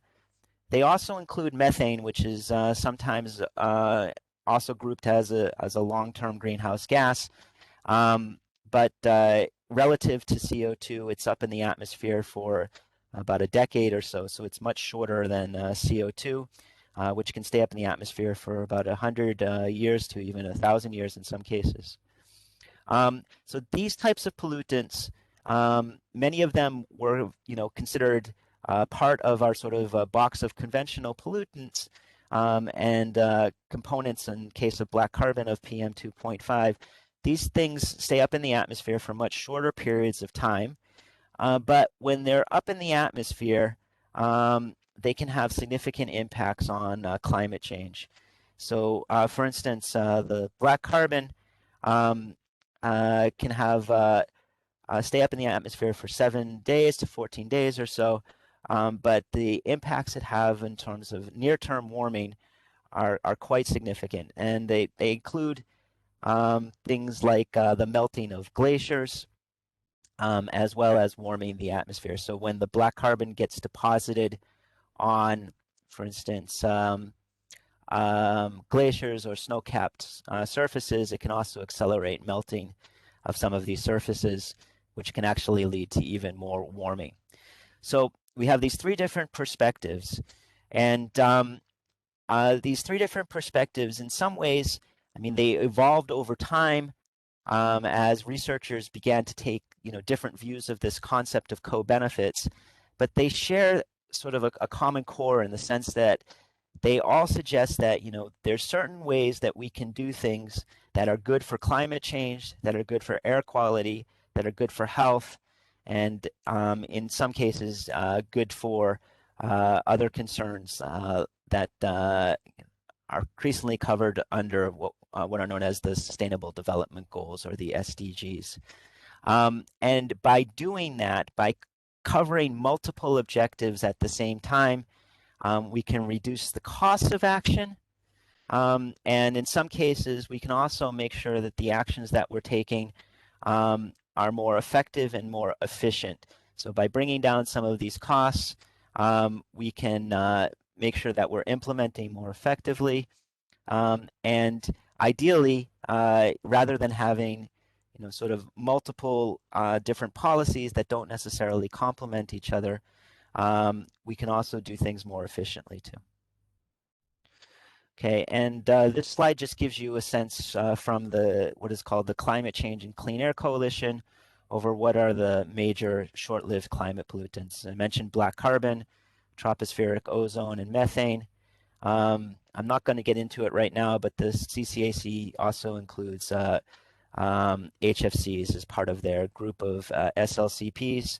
And once again, these are pollutants that are up in the atmosphere for relatively short periods of time that have big impacts on warming, and can also lead to problems for health and air quality. Okay, so this is going to get us then to some of the solutions, and to look at some of the possible solutions that might be associated with these different perspectives on co-benefits. I'm going to turn back to the study I mentioned at the outset that was published in 2019. This study is, we affectionately call it the Solutions Report, because it focuses a lot on different types of technical and social solutions that can lead to delivery of co-benefits in some cases. Okay, so the starting point for this study was, where we were in 2015, and demonstrating the levels of PM 2.5 in 2015. And basically what the study did is it then said from 2015, if we would move out to 2030, by just implementing the policies that were in place in Asia from 2000 to 2015, what would happen? And basically what the study showed is if we implement all of the policies that are meant to deal with air pollution and some of the other sectoral concerns, basically you would have air quality that would stay largely the same from 2015 to 2030. In some ways that sounds encouraging, but if we look at this a little bit more carefully, it's actually not so encouraging. Basically, in 2015, about 90% of the population of Asia breathes air quality that is below the WHO recommended guidelines of 10 micrograms per cubic meter. So that what that would mean is, and that's approximately 4 billion people or so. And so what would happen is if we just implemented the current policies that are on the books, still you would have about 4 billion people exposed to air quality levels that are above this WHO guidelines, and that are posing a significant problem for health, and to some extent also causing or contributing to climate change.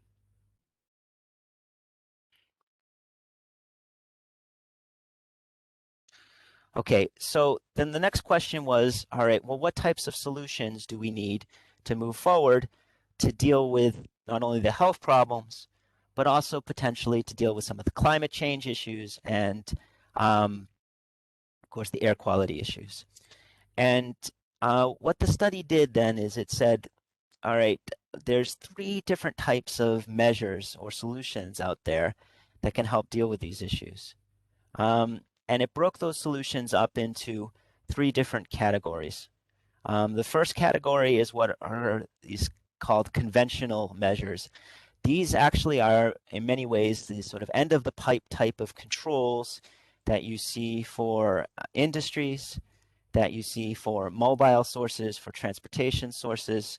And actually, many of these measures, while having a good impact on conventional air pollutants and reducing PM 2.5, some of these measures, or excuse me, many of these measures would lead to increased energy use and also increases in long-lived greenhouse gases.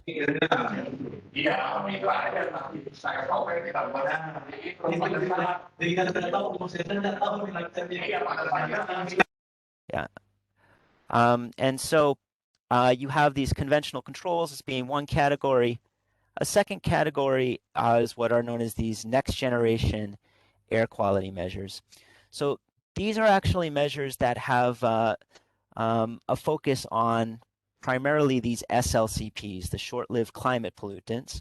And for many policymakers, they're not necessarily the focus of air pollution policy.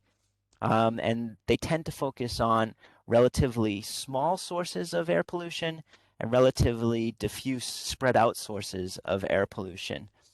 And by targeting short-lived climate pollutants, especially the black carbon, they're going to lead to improvements or reductions in warming in the near term.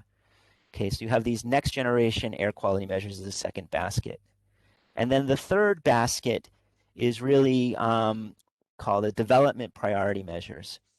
Okay, so these development priority measures might be more associated with a climate perspective on co-benefits. They tend to focus on larger sources of greenhouse gases of CO2, as well as air pollutants.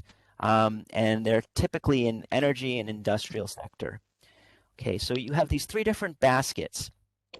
And just to give you a more concrete illustration, and I think colleagues, that attend the training tomorrow might get some more insights into some of these solutions, but just to give you some concrete illustrations. So the conventional measures include things like post-combustion controls. These are end-of-the-pipe measures that you might see on power stations or large-scale industries. They also include emission standards for vehicles, as well as vehicle inspection and maintenance. I think this is an issue we went over with our colleague from PCD.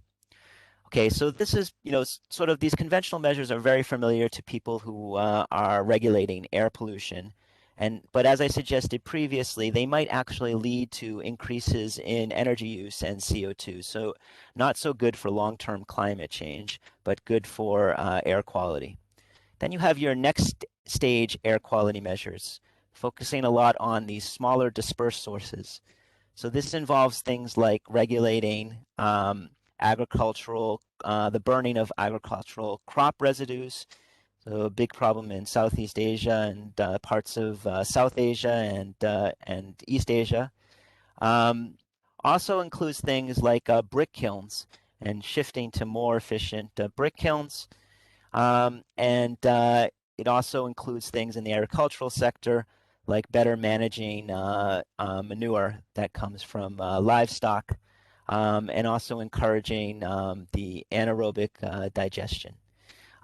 So these are some of your next stage measures on the dispersed sources. And once again, this is going to have the biggest impacts on some of your SLCPs, your short-lived climate pollutants. And then the last set of solutions focus on what are known as these development priority measures, focusing a lot more on energy and industry and large sources of emissions. So this includes things like electric vehicles. It also includes things like renewable power generation. And it also includes things like, for instance, important source of emissions in China, coal mining. These type of sources right here, this is a little bit more, you're going to get your reductions in CO2, so long-term climate change, as well as some improvements in air quality. And once again, this is focused or associated a little bit more with a climate perspective on co-benefits. Okay, and this just demonstrates this that if we would implement successfully all of these measures, there's 25 of them collectively, that we would get to a situation where rather than having air quality on average around 47 micrograms per cubic meter in Asia, which is the current status in 2015, that would get closer to about 20 micrograms per cubic meter by 2030. It would get us to a situation where we would be able to achieve significant co-benefits for not only air quality, climate change, but also human health. And just so you can see how this looks, all right, so this is the map showing the implementation of the 25 measures by 2030. And just in contrast,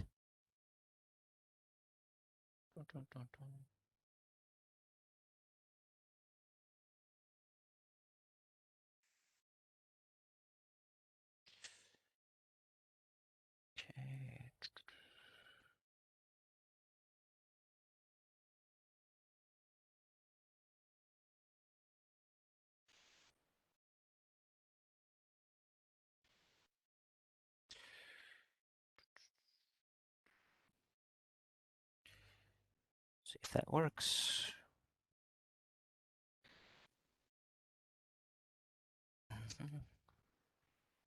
Yeah, I think it's okay. Yeah, is it switching? No, I think it become a stilt. Not Yeah, I moving. think it's also become still. Hold on for a second. Let me see if I can get it to work again. Hold on. Sorry for the delay, everybody.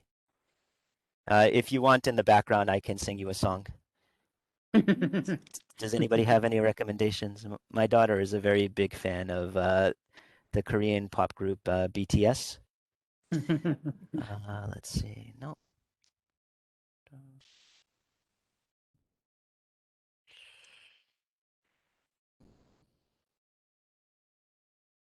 One more time.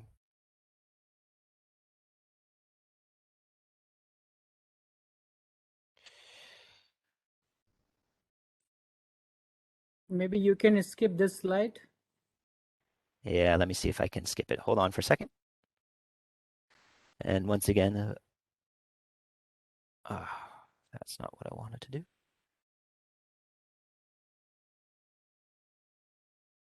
Yeah, okay. So this is the map showing what happens after the implementation. And this is compared to the baseline. So once again, after the implementation, and this is before the implementation. After the implementation, before the implementation. And just because I like doing this so much, after the implementation and before the implementation. And I want to suggest that, I mean, this is not only a big improvement, but especially for our colleagues in ASEAN, we're working on a report for ASEAN, which will further update these findings, but do this on a sub-regional basis for just the ASEAN countries. And that report should be out in 2022, the first quarter of 2022.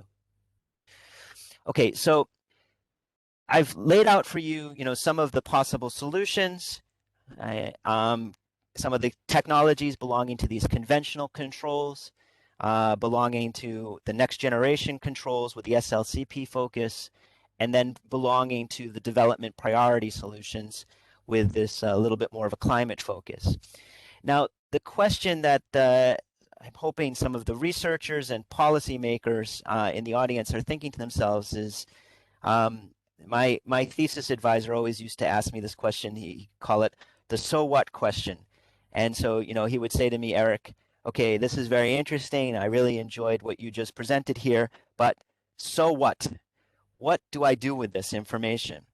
Well, what I would suggest to you is, okay, we have these 25 solutions now, and I think in the case of ASEAN, we might actually bring this down to 12 solutions, but you're going to basically have these basket of solutions in these 3 different categories. And as a policymaker, of course, it's important, as you've seen throughout the training, right, to do your emissions inventories, to have your monitoring equipment set up there, to do your health impact assessment. All of that is very critical to doing this evidence-based policy making. And I would suggest also a co-benefits assessment looking at the climate impacts too is also really important.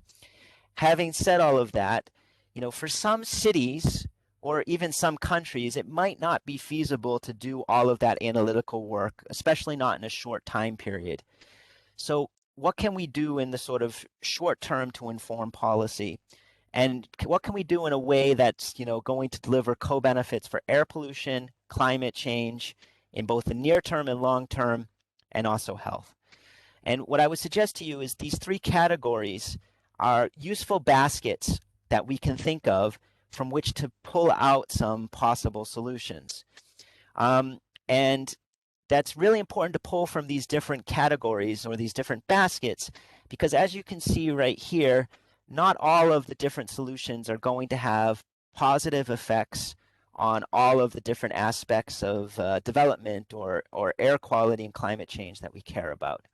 So for instance, the conventional air pollution control measures are going to have good impacts on local air quality and health, but they might actually make long-term climate change worse by consuming more energy, leading to greater CO2 emissions. We still need to do these things, of course, for local air quality and for health, but we need to take into consideration some of these long-term impacts. And the short-term impacts on climate change might be not so clear, actually. So in order to move forward, then we need to complement that with some of our next-generation controls that focus a lot on SLCPs. Those next-generation controls, things like waste management or brick kilns in some cases, those next generation controls will have good impacts on local air quality and health.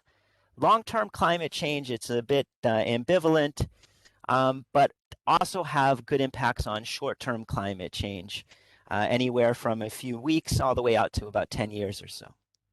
And then your development priority measures, that's going to be the 3rd piece of the puzzle. So you need to pick from that basket as well. And this is once again your larger energy sources or industrial sources. And here you can do things that are good for local air quality, long-term climate change, and the impacts on short-term climate change are a bit ambivalent. So, I hope you like my happy faces. Once again, this was inspired by my daughter, who is a big fan of K-pop. She really enjoys putting happy faces on things. Okay. And this just gives you a sense of the different impacts of these different measures on different types of climate forces, on CO2 for long-term climate change, for CH4 methane, for short-term and to some extent long-term climate change, and black carbon. And notice that the different impacts vary depending upon the different types of measures that you have there. This leads me to my next point. So, okay, we have the solutions report. We know it's really important for us to implement some of these solutions. And to actually implement some of these solutions, though, this is not only a story about just one policymaker sitting in a room picking from these different baskets. I mean, I gave that image, but for instance, I note Mr. Itapol is here on our training from PCD in Thailand, and I can guarantee you, in his experiences, when he's working to try to implement or introduce and then implement these solutions, he really needs to think about sort of different approaches for different types of solutions. And he really needs to think about how he can work, not only with PCD, but, within PCD, I know he does a lot of work on emissions testing, and also inspection and maintenance. And also I'm aware he's doing work on emissions coming from maritime sources. But he needs to think about how he's going to be able to work with people that are focusing, let's just say, more on biomass burning or on energy sector.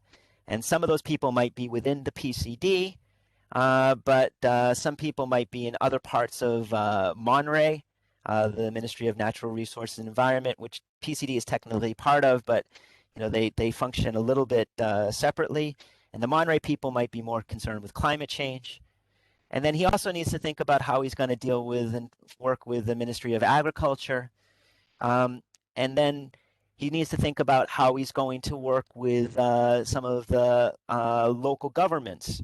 So he needs to think, horizontally and vertically, and bringing together these different stakeholders so that we can adopt these different solutions and use these sort of different styles to adopt these different solutions. That's going to come down to a question of governance. And yeah, Mr. Itapol, it's a pleasure to mention your name. And so part of that is going to be, using different types of tools to quantify the co-benefits, to quantify these different benefits. And there are a lot of tools that are out there. But part of that is going to be thinking about how to bring together different stakeholders so that we can work on co-benefits and pull from these different baskets of solutions. And to do that, I want to now sort of steer us to the last part of our discussion today to think about governance. So governance for me is really about setting up a set of institutions, a set of different structures, and setting up a process that will help the different stakeholders from, ranging from Mr. Itapol to some of his colleagues in the Ministry of Agriculture, to some of his colleagues in Chiang Mai. So setting up institutions that can help us work together, and also setting up a process over time that will allow us to adopt these solutions and especially allow the different stakeholders, whether it be businesses or farmers or people that are using cook stoves, these different stakeholders need some time to adopt and adapt these different solutions to their own context. So governance for me is a lot about setting up institutions and setting up a process that can bring different stakeholders together so that we can actually implement some of these solutions. And I want to conclude with a case study that demonstrates how this has been done in California. I think this case study is quite interesting because while the United States for a long time has been very slow on climate change, I mean, it's changing for past a few months, but for a long time, I would suggest it's very much behind the times. California, largest state in the United States, in the western part of the United States, has actually been quite forward-looking. And the way that they've made progress is by setting up a good set of institutional arrangements and a good process. And this was done for a policy that's been known as the Global Warming Solutions Act. This Global Warming Solutions Act actually began to be discussed about 15, 20 years ago, when that time the governor of California was this gentleman named Arnold Schwarzenegger. Usually when I do this training, I tell people that Arnold Schwarzenegger is my close relative, and then people laugh at me. And he's actually not a relative of mine, but it does bring a laugh. So I hope it brings a smile to your face. But at any rate, the way that he and others work to set up these institutions process is very important for this. And it was done using some of the different techniques you've already learned about. So, I mean, one of the first things that they did for this Global Warming Solutions Act is they did an analysis of the different potential reductions for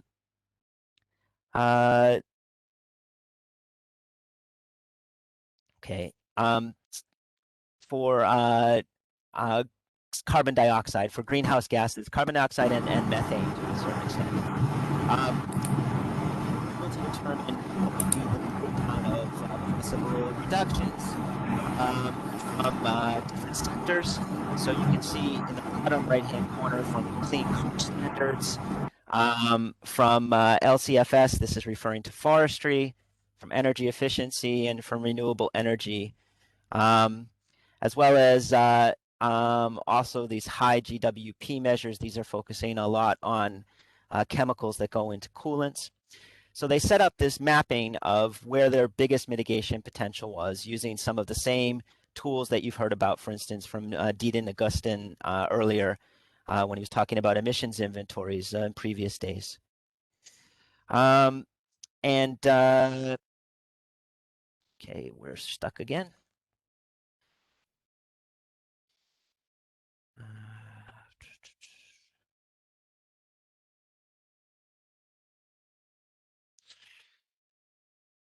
I'm very sorry for this.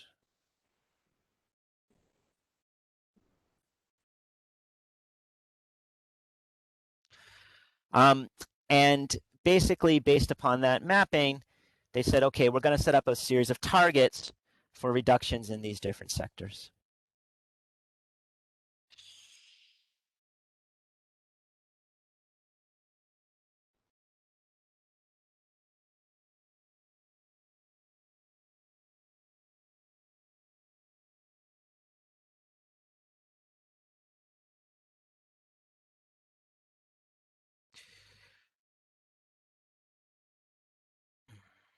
Okay. And the next thing they did is they set up their process and their institutional arrangements. They set up their governance to make sure that they would help be able to achieve these targets. And as you can see, for the process, they set the targets up in a way that there would be plenty of time for different industries and actors to anticipate, to know what the targets would be, and to act early in some cases. So, for instance, they set up what was known as a initial scoping plan, which was actually approved in 2008. And before the plan was set up, and before it actually went into effect in 2012, industries and other stakeholders began to already reduce their emissions even before it came into effect. And they also set up a process which allowed for considerable public comment. So I just want to highlight, for instance, in Thailand, I'm aware, you know, when they've worked on the issue of open burning, they've also tried to bring in different stakeholders and give lots of opportunities for public comment. But, you know, when we select these different measures, setting up a process where different groups can comment on them is critical to getting buy-in and also getting early action. And so the scoping plan was set up in 2008, went into effect in 2012, and then they began to update the scoping plan, which they've done continuously. Moreover, they set up a midterm target. At this point, initially the target was for 2020. Now they have a 2030 target, and now they also have a long-term target to 2050 as well. So the process was quite clear. And the institutional arrangements were also well structured. And that's in the bottom half of this slide. And you can see here, for instance, that the plan, the Global Warming Solutions Act, was led by the governor's office. So initially this was by Schwarzenegger's office. It's now led by Gavin Newsom, who is the governor of California. But you also have strong leadership from the California Environmental Protection Agency. And they also are working quite closely with this California Air Resources Board, which deals, as its name suggests, primarily with air pollution. And so the governor's office, you have strong political leadership. California Environmental Protection Agency and the Air Resources Board, you have strong technical knowledge. And and then other relevant agencies. And there was a climate action team that was supporting coordination across all of these different groups. And last but not least, or excuse me, the two other elements of this that were very important is you also had a social justice committee to make sure that poorer people were not harmed by some of the different actions they would take. So people that would potentially lose jobs, or people that might get exposed to more air pollution if it moved from one place, if different power plants move from one place to another. These type of issues were considered by the Social Justice Committee. And then you also had a technical support committee, which is doing a lot of the modeling and research that fed into the targets and the plan.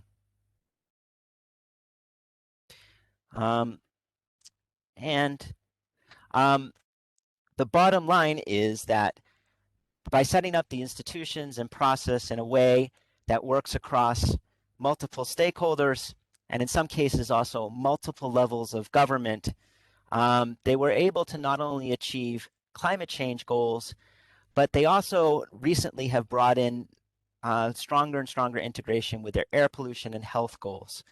And so if you look now at the California Global Warming Solutions Act, it still has that name, but in many ways, both in terms of its governance and in terms of its overall content, it really reflects sort of the ideals of the co-benefits approach that's evolved over 30 years.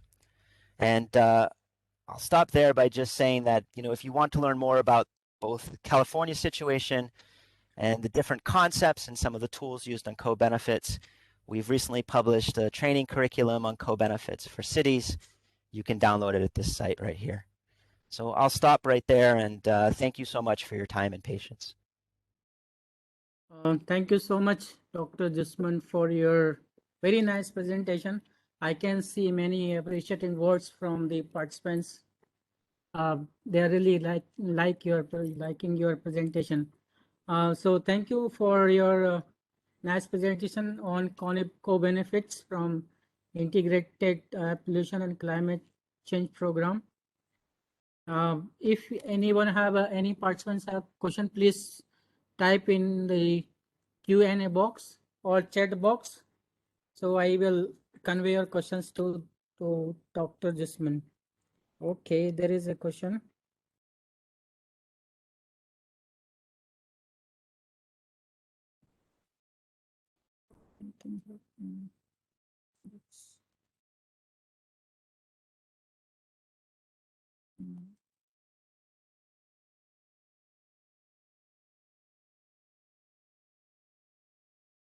Not really a question, but just appreciating words. Appreciating words are a good thing. I guess the one thing I would just say in closing then is that I think there's growing case for taking actions on air pollution and climate change, and I'm really happy to see so many people attending this session, but I really want to stress that in order for us to take these actions, we need to think about these multiple benefits, and we need to think about setting up our governance and policies in a way that will capture those multiple benefits. Because ultimately, it's a policy choice in some ways, but I think many of you who work in different environmental agencies or researchers, it's also a political choice, and politicians they care a lot about these benefits and how those benefits will help them stay in office. So the stronger you can highlight these benefits, not just from a technical perspective, but in a way that appeals to politicians, will help make your job much easier. So I'll stop there. Thank you so much, Dr. Verma. Yeah, thank you so much. Okay, there is something coming up.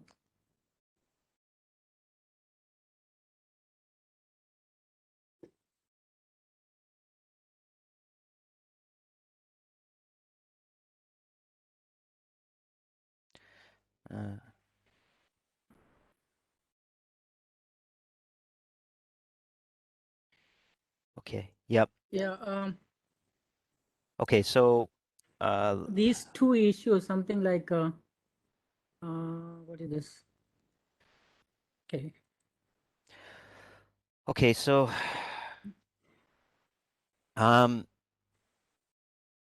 What are some success stories of air pollution co-benefits in South Asia and Southeast Asia? okay, sure. Yeah, so let me say something briefly about South Asia first, and then go to Southeast Asia. So one of the key things that, or key sources I mentioned is brick kilns, right? So I think just to be clear here, so these brick kilns are basically small factories, if you will, that make the bricks that help us build other buildings, right? And a lot of times, you know, especially in South Asia and to some extent also in Southeast Asia, I mean, these brick kilns are made with a process that's not so efficient. I mean, there's a lot of burning of coal or other fuels. And many of these processes have been around for, you know, a long time. And you know, a lot of times these kilns, the small factories are family run type of business. Um, and they typically tend to be in some clusters, frequently not too far from city, but a little bit on the outside of the city. But what we've seen recently, I think from due in part to the good work of this organization Easy Mode in South Asia, is improvement in the production process of the brick kilns, right? Moving from rather outdated approach to more efficient approach to using the brick kilns. And what I would suggest here is the way that this Isimode has done this is 2 points. I mean, one is it's in some ways it's a technology change, right? But what they've been really smart about is they've realized that, you know, for the people that own these brick kilns, the air pollution issue to them, of course, it's, you know, it's important, but really they're going to be very concerned about, you know, how much money they're going to be able to make, and how difficult it's going to be able to make this transition. And Isimode has not said to these people that own these kilns that you need to do A, B, C, and D. What they've done is they've created a platform for people that are running the more efficient kilns to show the people that are running the less efficient ones how you can do this in a ways that can save you money, you know, make you more profitable, and as a co-benefit, reduce air pollution, respond to climate change. So both the who's communicating the message is really important, as well as the way that message is framed. And I think that's also part of the co-benefit story. We need to make sure that, you know, when we talk about co-benefits, we need to think about who's benefiting and which benefits appeal most to that stakeholder. So in South Asia, in Nepal, I think now they're making some progress in Pakistan with this. I'm not as clear about the situation in India, but they've had some good success moving to cleaner brick kilns, in part because of the way they frame these benefits. In India, you know, I know they've done some work, for instance, in their climate change plans of thinking about air pollution, and I think in their NDCs. So NDC is a nationally determined contribution. There's a lot of thought about these co-benefits, and I think you'll see more and more progress on that front, especially after there's been a desire, I think, to retain some of the improvements in air quality after the COVID lockdowns. But there's scope to do a lot more in India, I would suggest. In Southeast Asia, so let me give an example, recent example in Southeast Asia. In Southeast Asia, once again, you have these NDCs, nationally determined contributions. This is your big climate change plan that countries are outlining. And, you know, I gave you an example of California, but if you look at the NDC, the nationally determined contribution for Vietnam, and especially the technical work that went into that one for Vietnam, you actually can see them making linkages between climate change, air pollution, and other sustainable development concerns. And it's quite clearly highlighted. I'd be very happy to share that technical report so other countries can learn from that. And I think that's going to have big implications for Vietnam's climate change policy.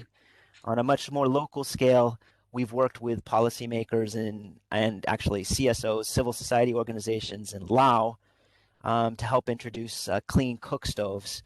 And here, this was a little bit more similar to the brick kiln story, where you don't actually say to different stakeholders, you need to adopt this clean technology. You show tangible examples and allow people to learn from each other on some of these sort of smaller scale sources. And that can facilitate technology changes in ways that are good for air quality, climate change, and whatnot. So I'll stop there. Yeah, there is another question. Climate change and air pollution issues are dealing separately. Did you suggest some initiation so we can convince donor and others in this regards? Yeah, okay, so I totally agree with you that air pollution and climate change in many ways are dealt with separately. And I think that there's growing interest in the donor community in putting these issues together.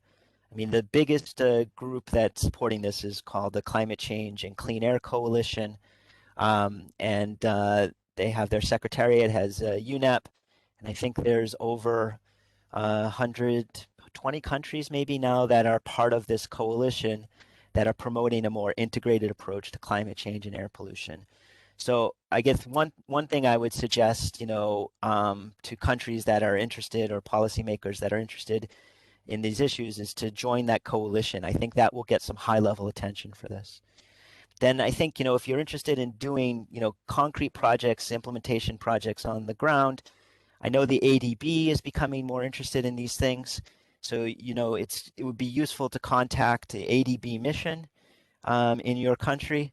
Let them know you're interested in co-benefits and you'd like to do projects in line with co-benefits.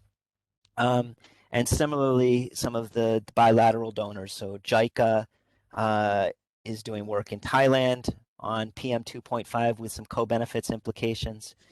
Having said all of that, the other thing I think, within countries that really needs to be done is the air pollution, the division within your environmental ministry focusing on air pollution and the division focusing on climate change.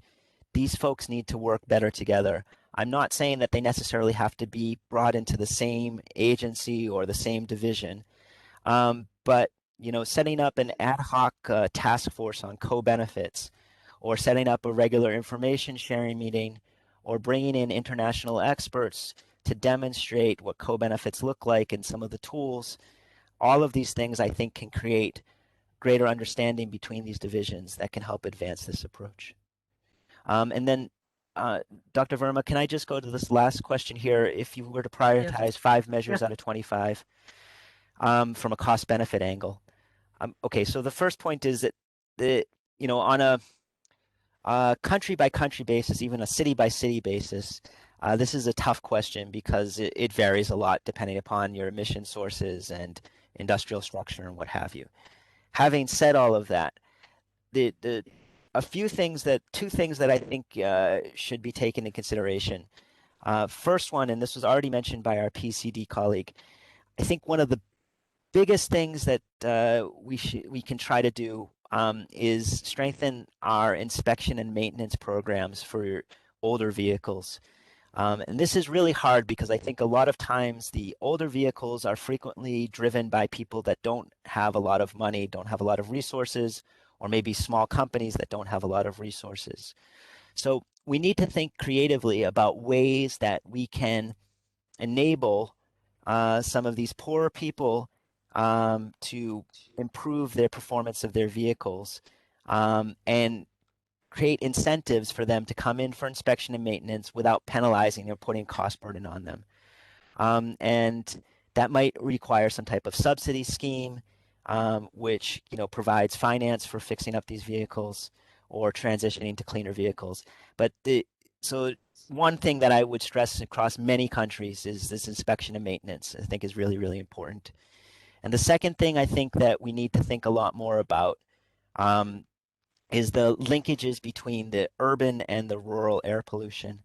And to recognize, I think for many policymakers still, we tend to think of air pollution still as a city problem, or in some cases we think of it as a countryside problem. But really, we're understanding more and more that the countryside air pollution, it's like, for instance, in places like Delhi, more than 50% of the air pollution in Delhi is coming from outside of Delhi.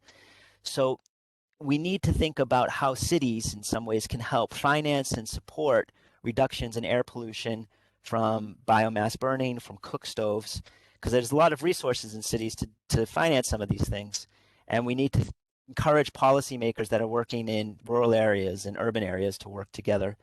So those two areas, urban-rural linkages and the inspection and maintenance programs, are two things I think in many parts of Asia would help a great deal. I think there's we can take one or two questions. This question: what are some of the emerging areas of research in the field of climate change and air pollution that holds a potential of climate change mitigation? So what are some of the emerging areas that has strong potential for climate change mitigation?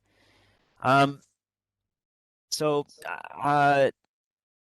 I'm going to go a little bit off the cuff here and say, and this is a little bit in line with, from a research perspective, what I was suggesting, is that I think we need to think a little bit more about some of the social drivers of air pollution and climate change. And we need to be better at bringing in, especially women, into some of the solutions. And when I say bringing in women, what I mean is not only, involving women in, for instance, dealing with some of the cook stove issues, but also within our own agencies and policymaking institutions. I think women's perspective would help stress a little bit more some of the social causes of some of these pollution and climate change issues, and also lead to more solutions. So from a research perspective, emphasizing more the social aspects and bringing in more social science perspectives, I think will help us arrive at changes in the way that we look at these problems and the solutions we come up with. And then I just want to respond from our colleague Sadia Munawar from Pakistan, who's mentioning that they're replicating the zigzag brick kilns in Pakistan, which is the example I was mentioning before. But the Pakistan EPA faces huge challenges in the uptake of the technology. I don't doubt that in the least. The zigzag, there's still limited knowledge on the energy efficiency of some of the zigzag brick kilns, as well as some of the cost barriers. So I don't doubt that as well. And that's really important, that type of observation, to share that, I think is really, really useful to have that insight. And I have to say, as international researchers, we tend to, sometimes look for good practice and get caught up in sort of good practice solutions.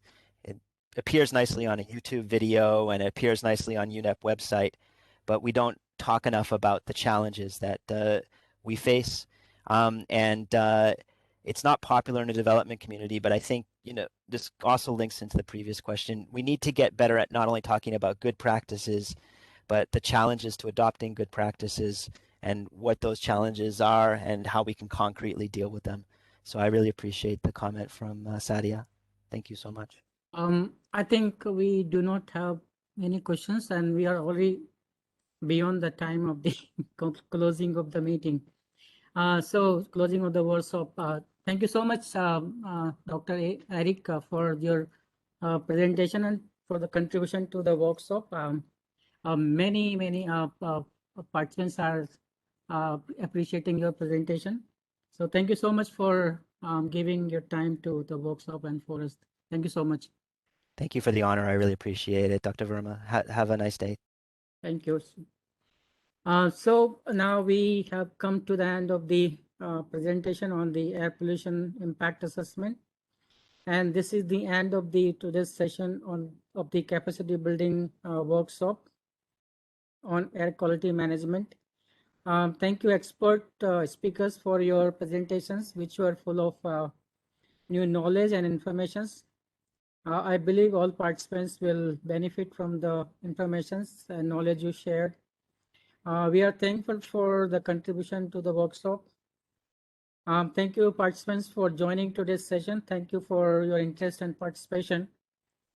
Please join tomorrow at 1 p.m. Thailand Standard Time for the last session of the workshop, that is the day 5 on air pollution mitigation policies. We will upload the PPTs of today's presentation on the website, and please visit the website for your reading materials relevant to the presentations. And also do not forget to provide the comments, feedback on the form which are already uploaded on the evaluation section of the website. So thank you so much for your participation, and have a nice evening and stay safe. See you tomorrow at 1 p.m. Bangkok Standard Time. Thank you so much. Bye.